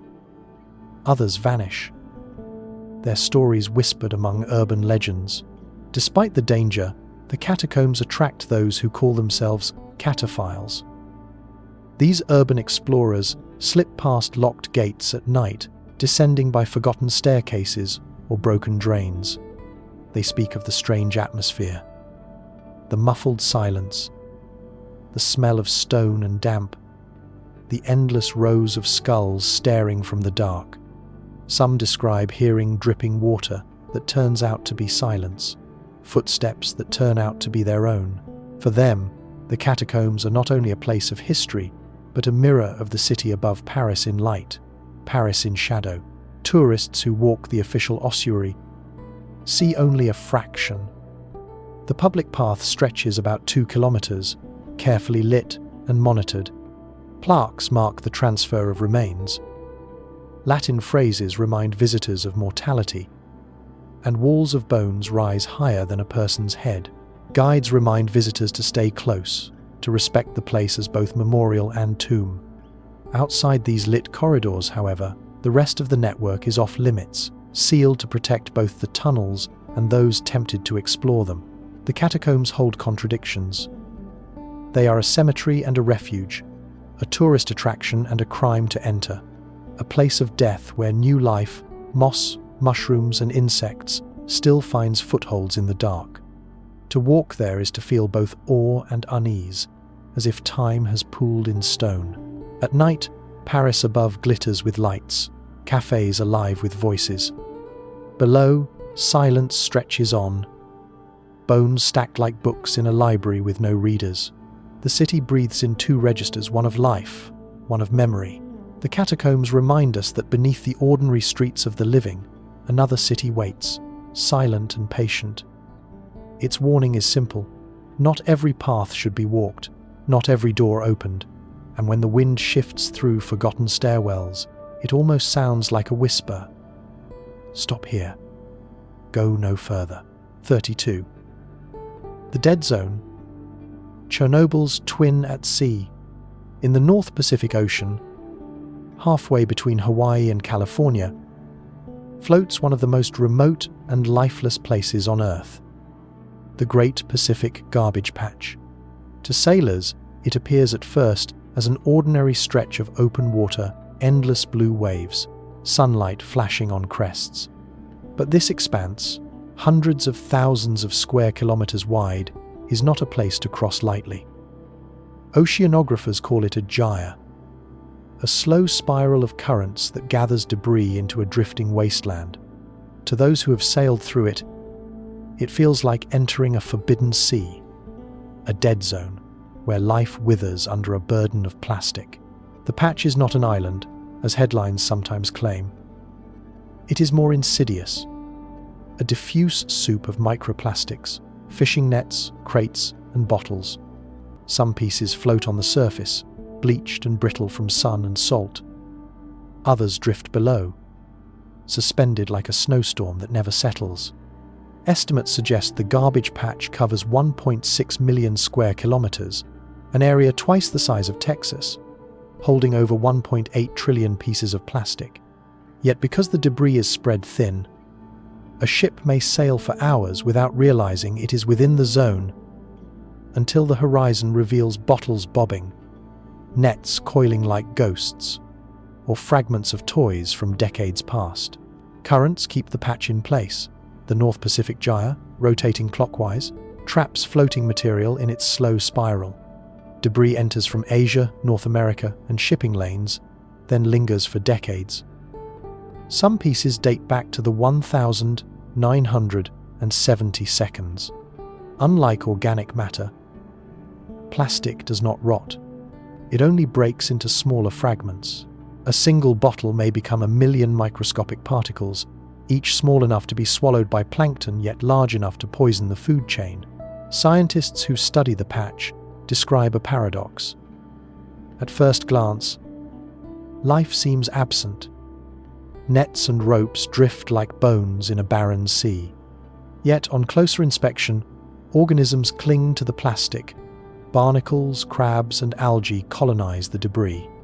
This plastisphere creates strange, artificial ecosystems, carrying coastal species thousands of kilometers from home.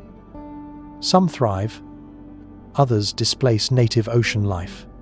The patch is both desert and colony, lifeless and overgrown at once. For marine animals, the zone is peril. Turtles mistake bags for jellyfish. Seabirds swallow bottle caps, their stomachs filling with plastic until they starve. Fish ingest fragments laced with toxins that accumulate up the food chain. On Midway Atoll, albatross carcasses reveal stomachs packed with lighters, pens, and fragments of toys. Each object once held in a hand now rests in a bird's ribcage. Efforts to clean the patch face immense challenges. The sheer size and diffuse nature make it impossible to sweep like a street. Some projects deploy floating booms to gather debris. Others focus on reducing plastic at the source on land. Still, the gyre continues to turn, and debris continues to enter. The patch is not static. It is growing, shifting, renewing itself with every tide. For sailors, entering the garbage patch feels uncanny. The sea appears normal until, slowly, the detritus rises into view. A sneaker floats beside a toothbrush. A net coils like a sleeping serpent.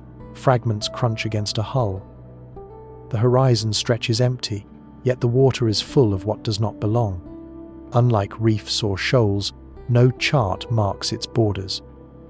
Its boundary is silence, a sense that the ocean has stopped breathing. The warning of the garbage patch is not mythic but real. It tells of waste that does not disappear, of currents that carry consequences far from their origins.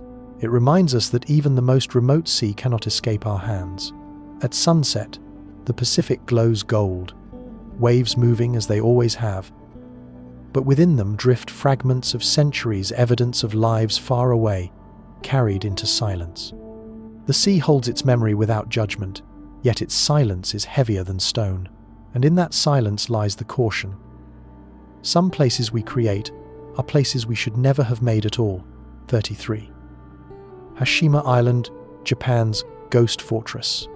15 kilometers off the coast of Nagasaki lies a fortress rising from the sea. From a distance, Hashima Island, nicknamed Gunkanjima, or Battleship Island, looks like a warship anchored on the horizon. Its seawalls rise steeply, its skyline bristles with concrete blocks. Once a thriving coal mining settlement, it is now abandoned, lashed by waves and wind. Entry is restricted, permitted only on guided tours to a small section of the island. Beyond those paths, Hashima is off-limits. Its warning comes from crumbling walls, poisoned air, and a history too heavy to walk freely. Coal was first mined on Hashima in the early 1800s, but its transformation began when Mitsubishi bought the island in 1890. To fuel Japan's growing industries, the company expanded operations, building some of the nation's first high-rise concrete apartments.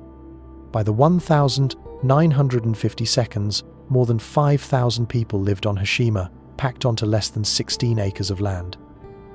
That made it one of the most densely populated places on Earth. Families lived in rows of narrow apartments, schools taught hundreds of children, and a hospital treated miners injured in the pits beneath the sea. Life was both modern and harsh. The buildings had running water and electricity, luxuries rare elsewhere in Japan at the time. But space was scarce. Clotheslines stretched across rooftops, and stairwells doubled as playgrounds. Typhoons battered the seawalls, salt spray corroded steel, and coal dust coated every surface. Work underground was grueling, with miners descending shafts that reached under the seabed, hacking coal from seams in darkness and heat. Hashima also carries a darker history. During World War II, forced laborers from Korea and China were brought to the island under brutal conditions.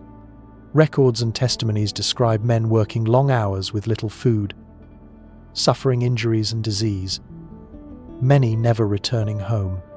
This history shadows Hashima's ruins, making it not just a ghost town, but a reminder of suffering buried in concrete and sea spray. By the 1962, coal began to lose ground to oil. Production slowed, and in 1974, Mitsubishi closed the mine.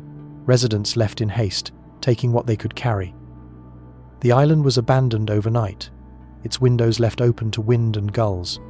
For decades, Hashima was left to decay, its once solid walls cracking, its stairwells collapsing, its apartments falling into shadow. Today, the island is both ruin and heritage. In 2015, Hashima was added to the UNESCO World Heritage List as part of Japan's Meiji-era industrial sites. Tours allow small groups to land and walk a narrow, reinforced path along part of the seawall. From there, they can glimpse the dense apartments rising like cliffs, the empty school, and the silent smokestack. But the vast majority of the island remains off-limits. Floors collapse without warning, roofs cave in, and salt eats away at the concrete. To wander freely here is to risk vanishing into rubble. From the water, Hashima's silhouette remains striking. At sunset, the blocky outline resembles a fortress braced for battle, its walls glowing faintly orange against the sea. Up close, however, the fortress reveals fragility. Shattered windows, rusted railings, and staircases that end in empty air.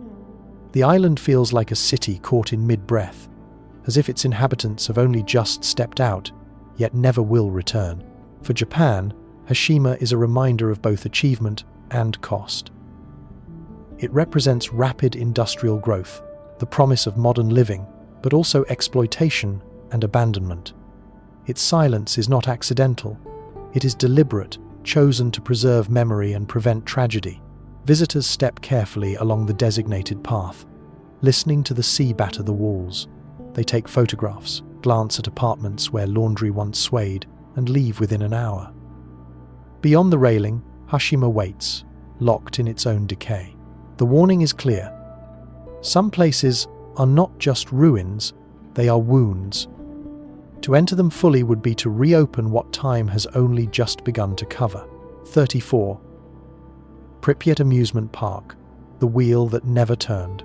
In the very heart of Pripyat, a planned city built for workers of the Chernobyl nuclear power plant, stands a Ferris wheel that never carried a passenger. Its yellow gondolas still hang in place, rust spreading across their frames like veins. The wheel was to open on the 1st of May 1986 as part of the city's May Day celebrations. But just 5 days earlier, the world changed.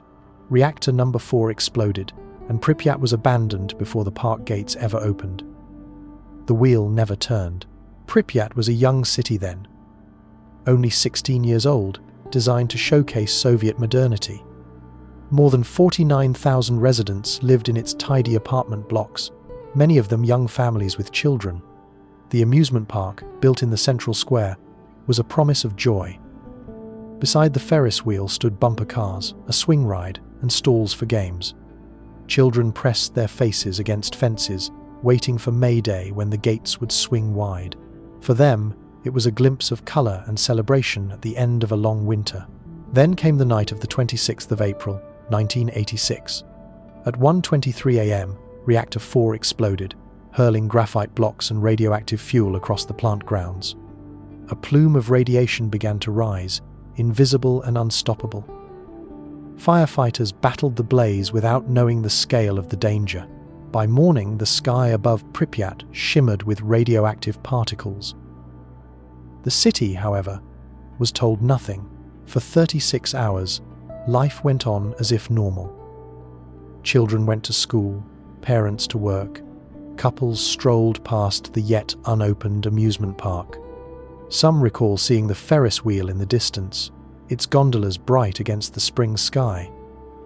Others remember strange metallic tastes, headaches, or dust that glittered strangely in sunlight. By the afternoon of April 27, buses lined the streets. Residents were told they would be evacuated temporarily. They left belongings behind, expecting to return. The buses rolled out, and the park never opened. The amusement park became a symbol of what was lost. The bumper cars rust where children once queued. Their paint, once bright, flakes into dust.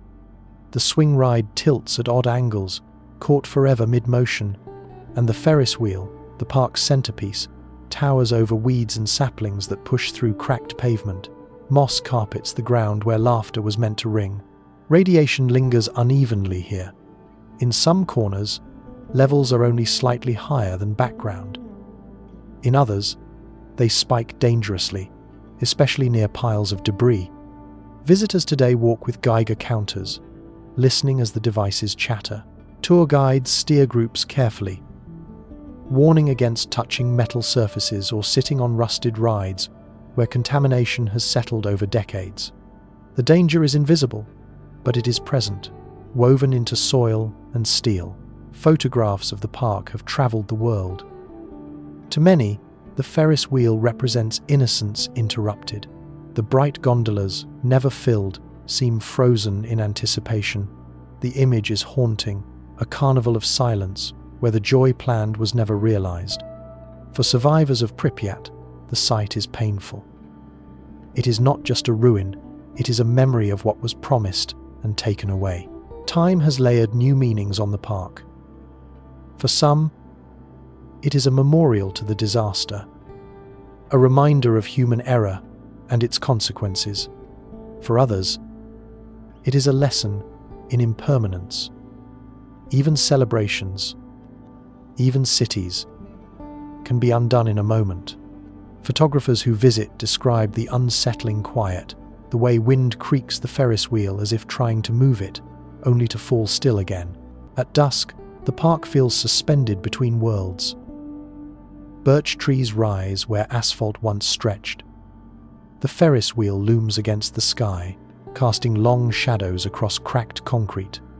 The rides are no longer machines but monuments, silent markers of a day that never came. The warning of Pripyat's amusement park is not hidden. It is written in rust and silence. Joy cannot return here. The laughter once planned has been replaced by the ticking of Geiger counters and the hum of wind through empty gondolas. And so the wheel remains motionless, a symbol of celebration postponed forever its stillness, a reminder that sometimes the future does not arrive. 35. Varosha Cyprus's sealed resort. On the eastern coast of Cyprus, in the city of Famagusta, lies Varosha, a district once known as the Jewel of the Mediterranean. In the early 1972s, Varosha was alive with tourists. Luxury hotels lined the beach, cafes spilled onto boulevards, and fashion boutiques stocked the latest styles. Celebrities such as Elizabeth Taylor and Brigitte Bardot walked its golden sands. By some estimates, Varosha hosted more than 700,000 visitors a year, making it one of Europe's most glamorous holiday destinations. Then, in the summer of 1974, it fell silent. That July, Turkey launched a military invasion of Cyprus, following a coup backed by Greece. When Turkish forces advanced toward Famagusta, the residents of Varosha fled in haste. Families abandoned homes, shops, and cars, believing they would return within days once the fighting ceased. Instead, Turkish troops sealed the district behind barbed wire. For nearly half a century, the city has remained frozen streets locked in the style of the 1972s. Windows shattered but untouched. Buildings collapsing into salt and silence. Walking through Varosha today is like entering a paused film. Hotels that once catered to thousands now stand hollow, their concrete eaten by the sea air. Balconies rust where beachgoers once lounged. Shop windows hold mannequins dressed in faded 1972s fashion, their clothing rotted by Sunday cars, left where their owners parked them, sit flat-tired and rusting. Nature has crept across the boulevards. Fig trees push through cracked sidewalks. Shrubs spread across lobbies, and seabirds nest in hotel roofs. For decades, entry was strictly forbidden. Armed patrols kept civilians out, and photographs taken from outside the fences became the only glimpses into the ghost resort. The United Nations repeatedly called for Varosha to be returned to its rightful residents, but no agreement was reached. The city remained a bargaining chip in negotiations, a symbol of Cyprus's unresolved conflict. In 2020, parts of Varosha's beachfront were controversially reopened under Turkish control. Visitors could walk along certain streets under heavy supervision, but entry to most of the district remained off-limits. The reopening sparked anger among former residents, many of whom still hold deeds to properties there. For them, Varosha is not just a ruin, it is a home they were forced to abandon, a wound that remains unhealed. The silence of Varosha carries many layers. It speaks of political stalemate, of lives uprooted, of prosperity that turned to decay overnight. Unlike some ghost towns abandoned by economic collapse or natural disaster, Varosha was sealed deliberately, its fate decided by soldiers and barbed wire. This intentional absence gives the place a heavier weight. It is not just forgotten, it is forbidden. Satellite images show the slow work of time. The once busy King George Hotel now has trees growing through its roof. Streets that once carried taxis and bicycles are buried in weeds. Even the beach, once crowded with umbrellas and towels, lies strangely empty, its golden sand meeting turquoise waves in silence. Tourists now gaze from beyond the wire, imagining the city alive. For locals who fled, the memories are sharper. They recall cafe terraces buzzing at midnight, children running through arcades, and the smell of salt and sunscreen drifting between hotels. To them, the ruins are not picturesque. They are reminders of birthdays, weddings, and ordinary days that never resumed. At sunset, Varosha looks deceptively beautiful. The sea still glitters, the sky burns orange, and the hotels rise like monuments against the horizon. But behind their windows is only dust. The city is a shell, preserved by absence. The warning of Varosha is not about natural danger, but about the fragility of peace.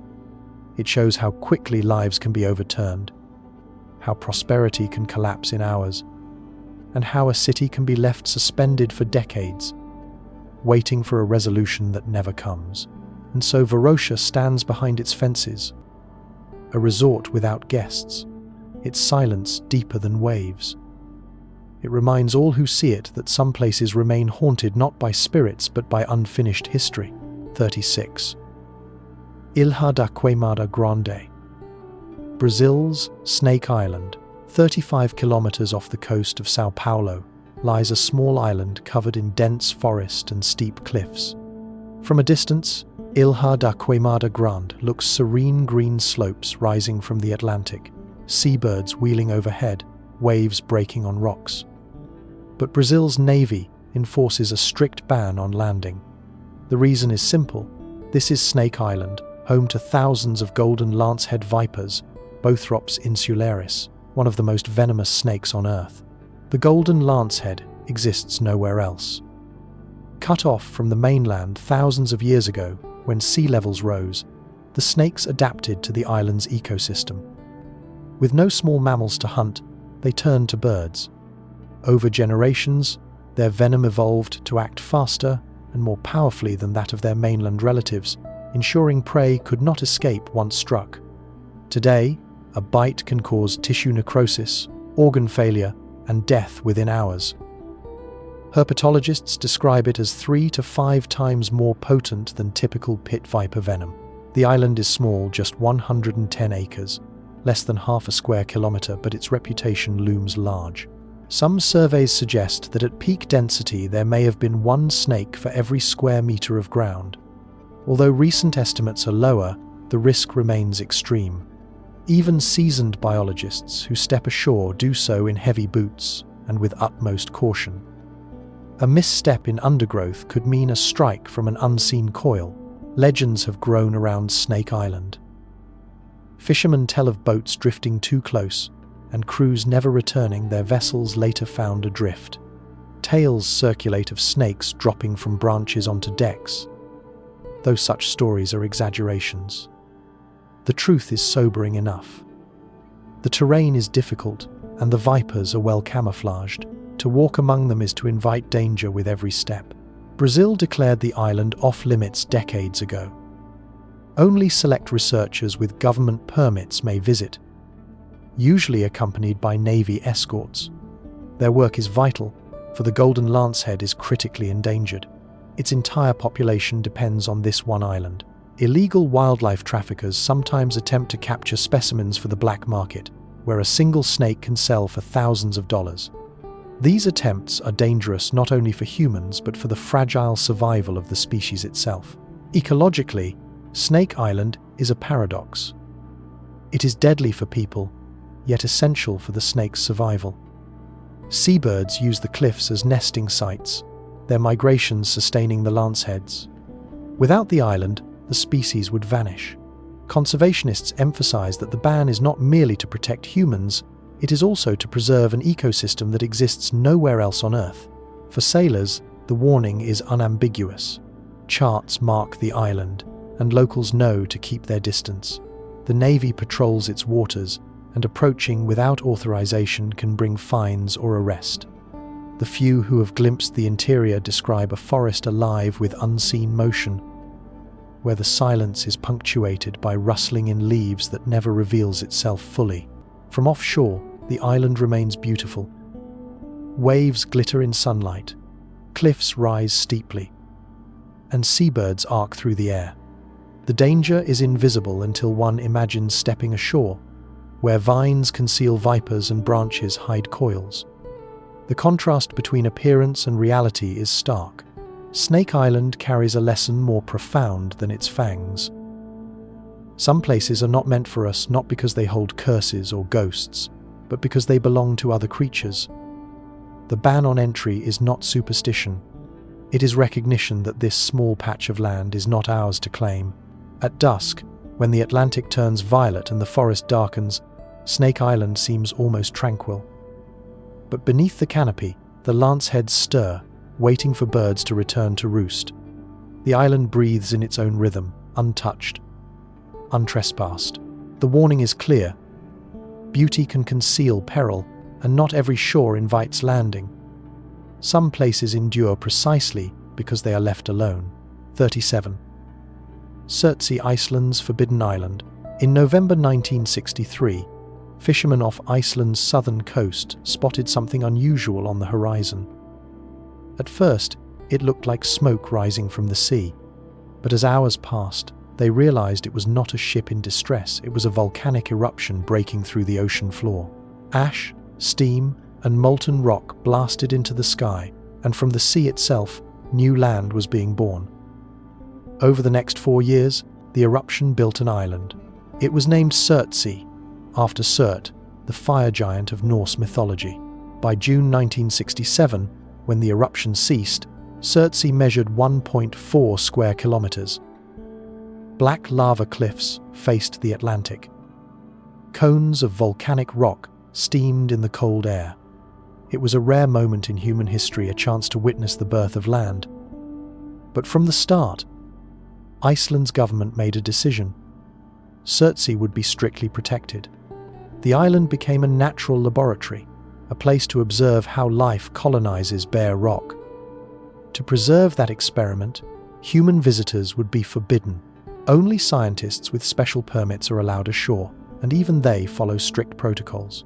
Boots are sterilized, clothing is cleaned, and equipment is checked to ensure no seeds, spores, or insects arrive accidentally.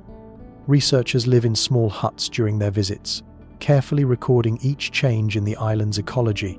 Every footprint is accounted for, every disturbance minimized. The island itself is treated like a living experiment. The results have been extraordinary. Within a year of the eruption ending, mosses and lichens began to take hold in cracks of cooled lava. By the 1970 seconds, seeds carried by wind and sea began to sprout. Seabirds soon followed, nesting on the cliffs and enriching the soil with guano. By the 1980 seconds, grasses and willows were growing, and by the 1990 seconds, insect life had diversified. Today, Surtsey supports a small but thriving ecosystem. More than 70 plant species, dozens of bird species, and countless invertebrates. What began as sterile basalt has become a functioning habitat, recorded step by science. Surtsey is not just an island. It is a timeline of ecological succession written in stone and soil. each plant and animal arrival has been documented. Even the appearance of earthworms, spiders, and beetles has been logged, tracing how life expands outward from the sea. For ecologists, the island is invaluable. For everyone else, it is out of reach. Attempts to visit without permission are prohibited. Iceland's Coast Guard patrols the area, and fines are steep for unauthorized landings. Tour boats pass at a respectful distance, allowing visitors to see the dark cliffs and nesting seabirds, but none may set foot ashore. The restrictions are not about danger to people, but about protection for the island itself. One careless step could bring invasive species that would erase decades of careful observation. Surtsey is a paradox among forbidden places. It does not threaten visitors with poison, radiation, or violence. Instead, it is humanity that threatens the island. Its silence and isolation are what make it precious. Scientists emphasize that Surtsey is one of the few places on Earth where we can watch nature build an ecosystem from nothing, without interference. From the sea, the island is stark but beautiful.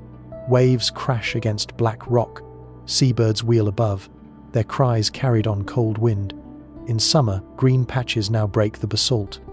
In winter, snow dusts the cliffs, the island looking like a shard of another world. To gaze upon it is to glimpse Earth in its most primal process, land rising from sea, then claimed by life.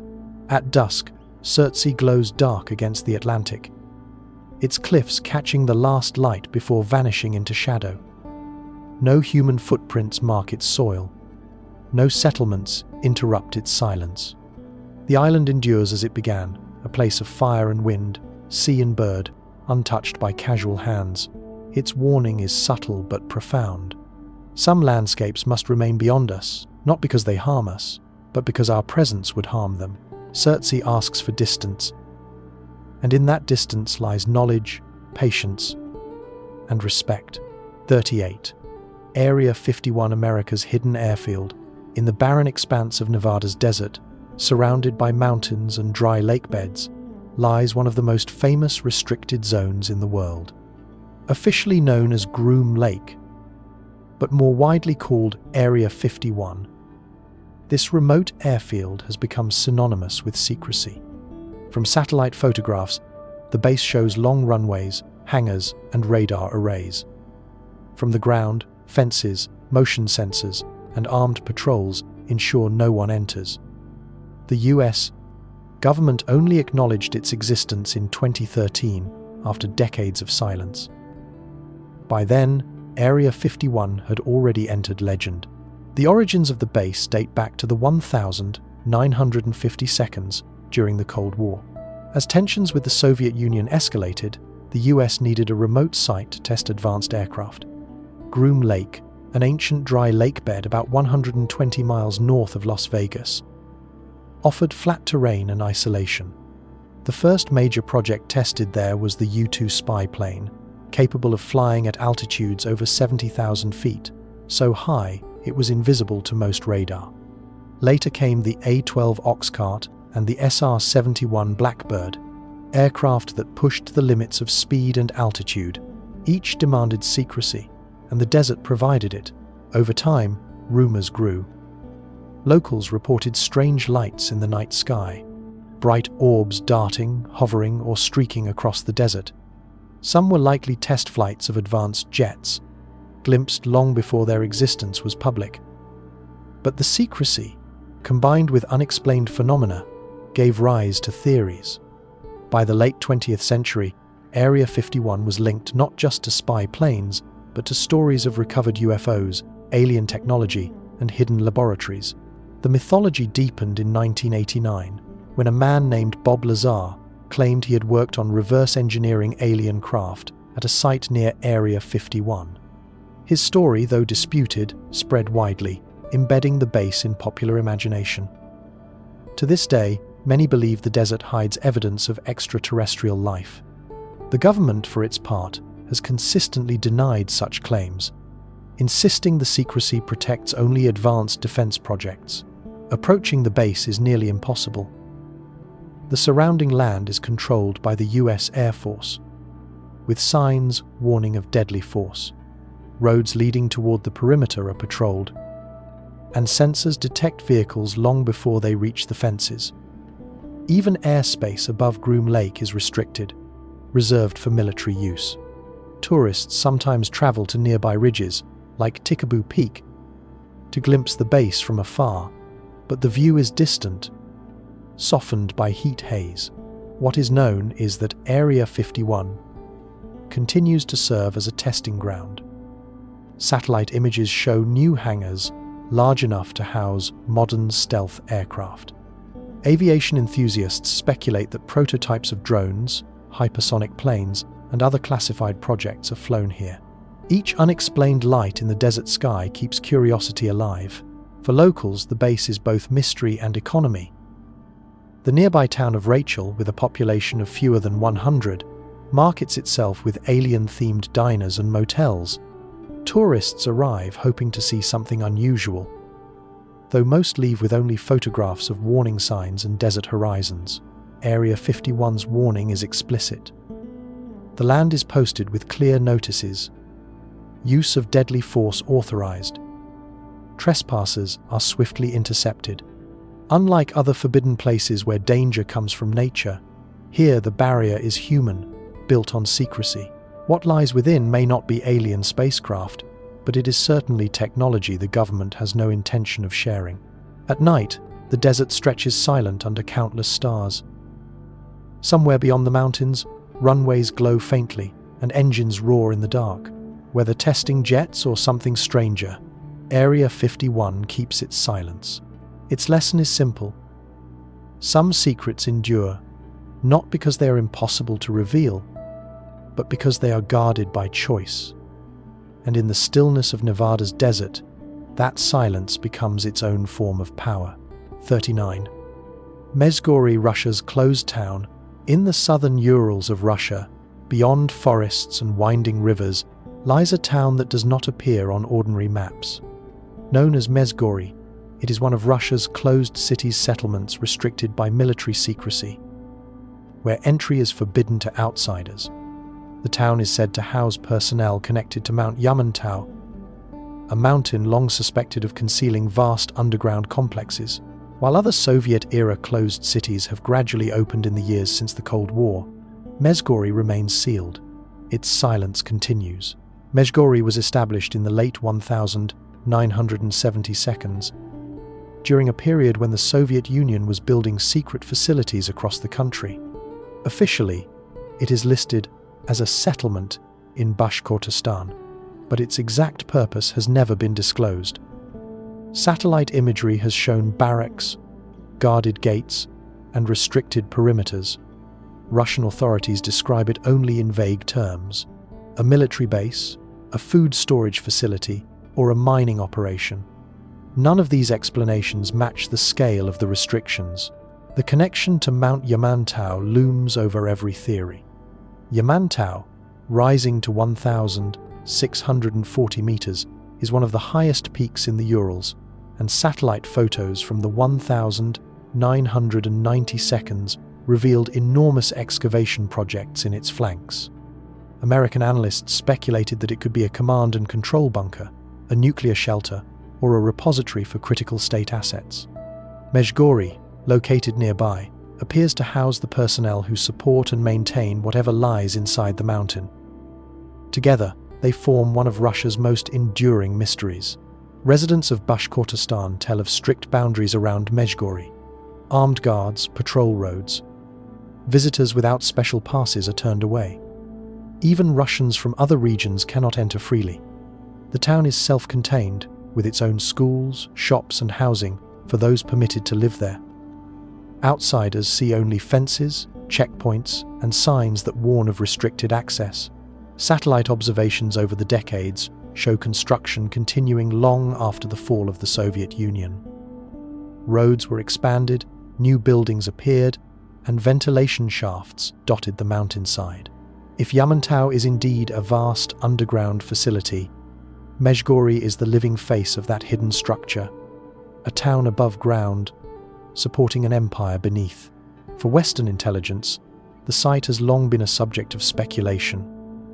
In the 1992, as Russia struggled with economic collapse, the continued investment in Yamantau and Mezgori raised questions. Why devote resources to such a secretive project?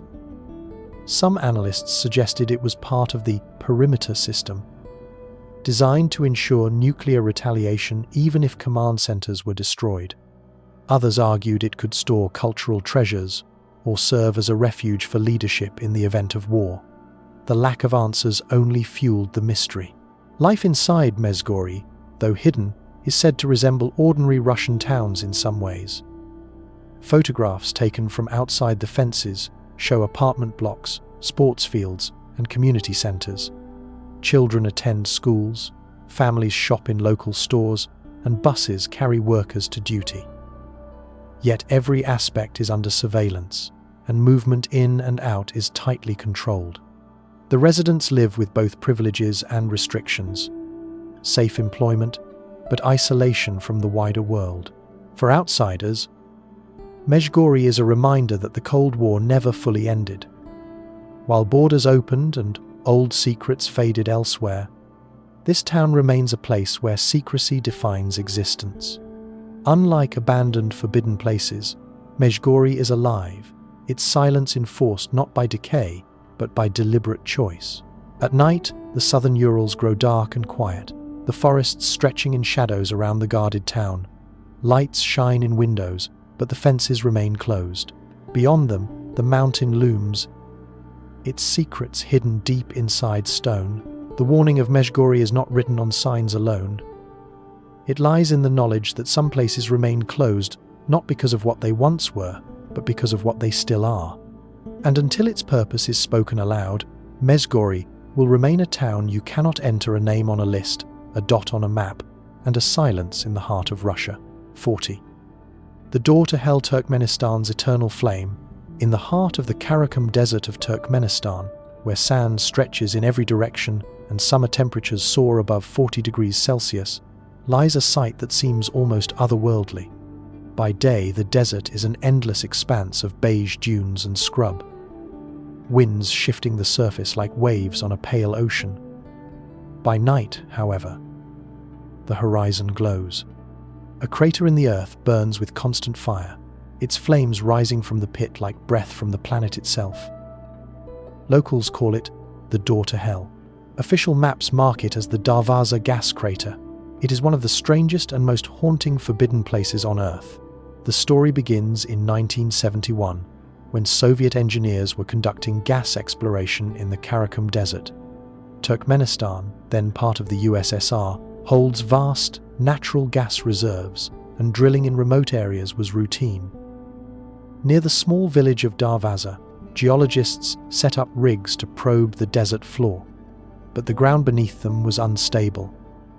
Accounts differ. Some say the rig collapsed into an underground cavern, others that the drill punctured a pocket of gas.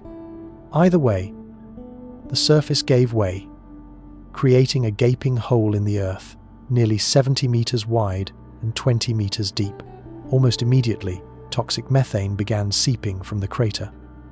Concerned that the gas could spread into nearby settlements or suffocate wildlife, the engineers made a drastic decision. They would set it alight. Their reasoning was simple: better to burn the gas quickly than let it poison the air. They expected the flames to consume the reserves within a few days or weeks. That was more than 50 years ago. The fire has never gone out. Standing at the edge of the Darvaza crater is an uncanny experience. In daylight, one sees jagged walls of clay and sand, blackened at their rims. Inside, dozens of bright flames roar and flicker, licking the crater floor. The heat is intense, strong enough to be felt even several meters back. At night, however, the effect is overwhelming. Against the darkness of the desert, the crater glows orange, the fire illuminating the sky like an enormous lantern. Visitors describe hearing a low roar, like the breathing of some vast creature beneath the earth. The site has become infamous not only for its fire but for its isolation. The Karakum Desert is sparsely populated, with long stretches of empty land between villages. To reach the crater, travelers drive for hours across sand and scrub. No lights guide the way, only the faint glow on the horizon as night falls. The desert is silent, but the crater is alive, its flames never ceasing, its heat radiating outward like an eternal warning. Methane is the primary fuel keeping the crater alive. The Karakum Desert sits atop one of the largest natural gas fields in the world. Underground pockets continually seep into the crater, feeding the flames. The fire does not consume all gas emissions from the area. Studies show methane continues to leak elsewhere in the desert. But inside the crater, combustion ensures it does not accumulate in deadly concentrations. Scientists have attempted to study the site, but conditions are challenging. The heat makes it difficult to descend, and the gases can be toxic. In 2013, a team of Canadian explorers briefly entered the crater, collecting samples of extremophile microorganisms that managed to live in the fiery environment. Their findings suggested that even in places where survival seems impossible, life adapts. Still, the crater's full ecology and its long-term behavior remain uncertain. The crater is more than a geological curiosity. It has become a symbol of Turkmenistan's natural wealth and its paradoxes. In 2010, Turkmenistan's President Gurbanguly Berdimuhamedow visited the site, ordering that it be studied and possibly sealed. In 2022, his successor announced plans to finally extinguish the fire, citing environmental and economic concerns. Methane is a potent greenhouse gas, and while burning it releases carbon dioxide, the continuous flame is still a significant contributor to emissions. Yet, despite repeated declarations, the fire continues to burn. For locals, the crater has acquired a spiritual quality. Some see it as a reminder of the desert's power, an eternal flame born of human error, warning against the exploitation of nature. Others tell stories of it as a gateway, a scar on the earth that reveals the dangers hidden beneath the sand. Tour guides call it the door to hell, a name that captures both fear and fascination. Though tourists now visit, the crater is not without danger. The ground around its rim is unstable, prone to collapse. Signs warn visitors not to approach too closely. The heat can be overwhelming, and the drop into the fire is sheer. Unlike typical heritage sites, there are few fences or barriers. To stand near the edge is to face raw geology, a reminder that the earth beneath us is not fixed, but alive with fire and pressure. Night visits are especially eerie. The desert is vast and silent. Then, suddenly, one encounters an abyss glowing as if lit from within. The fire shifts and hisses, flames leaping like spirits. Some describe it as beautiful, others as terrifying. For many, the experience is unforgettable, a reminder of how thin the line is between human ambition and nature's response. The Darvaza crater holds lessons far beyond its desert. It represents human miscalculation, a decision made in haste, intended as temporary, yet lasting for generations. It shows how energy, once unleashed, is difficult to control. And it demonstrates the duality of fire, destructive yet strangely captivating, dangerous yet mesmerizing to watch. Like Chernobyl, like Pripyat's Ferris wheel, the crater is a monument to unintended consequences. Unlike ruins, however, it is still alive. Its flames move, shift, and breathe, resisting closure. The fire becomes a metaphor for problems we ignite, but cannot easily extinguish, whether environmental, political, or technological. At dawn, when the desert grows pale, the flames lose some of their brilliance. Smoke curls upward, and the crater glows softly beneath the rising sunday. By day, it appears less like a door to hell, and more like a wound in the earth, smouldering beneath shifting sands. Yet by night, the fire regains its dominion. Travelers describe the strange pull it exerts, both inviting and forbidding, beautiful and terrifying. The warning of the Darvaza crater is not hidden in barbed wire or armed patrols. It is written in flame and heat. It tells us that the earth holds powers we cannot easily master, and that even the smallest human choices can open doors we never intended to walk through. And as the Karakum Desert stretches silent in every direction, the crater burns on. For more than half a century, it has refused to be extinguished, its glow a beacon in the emptiness. Whether one calls it the door to hell, or simply the Darvaza gas crater, its lesson is clear. Some fires cannot be controlled, they can only be watched from a careful distance as they consume the darkness with light.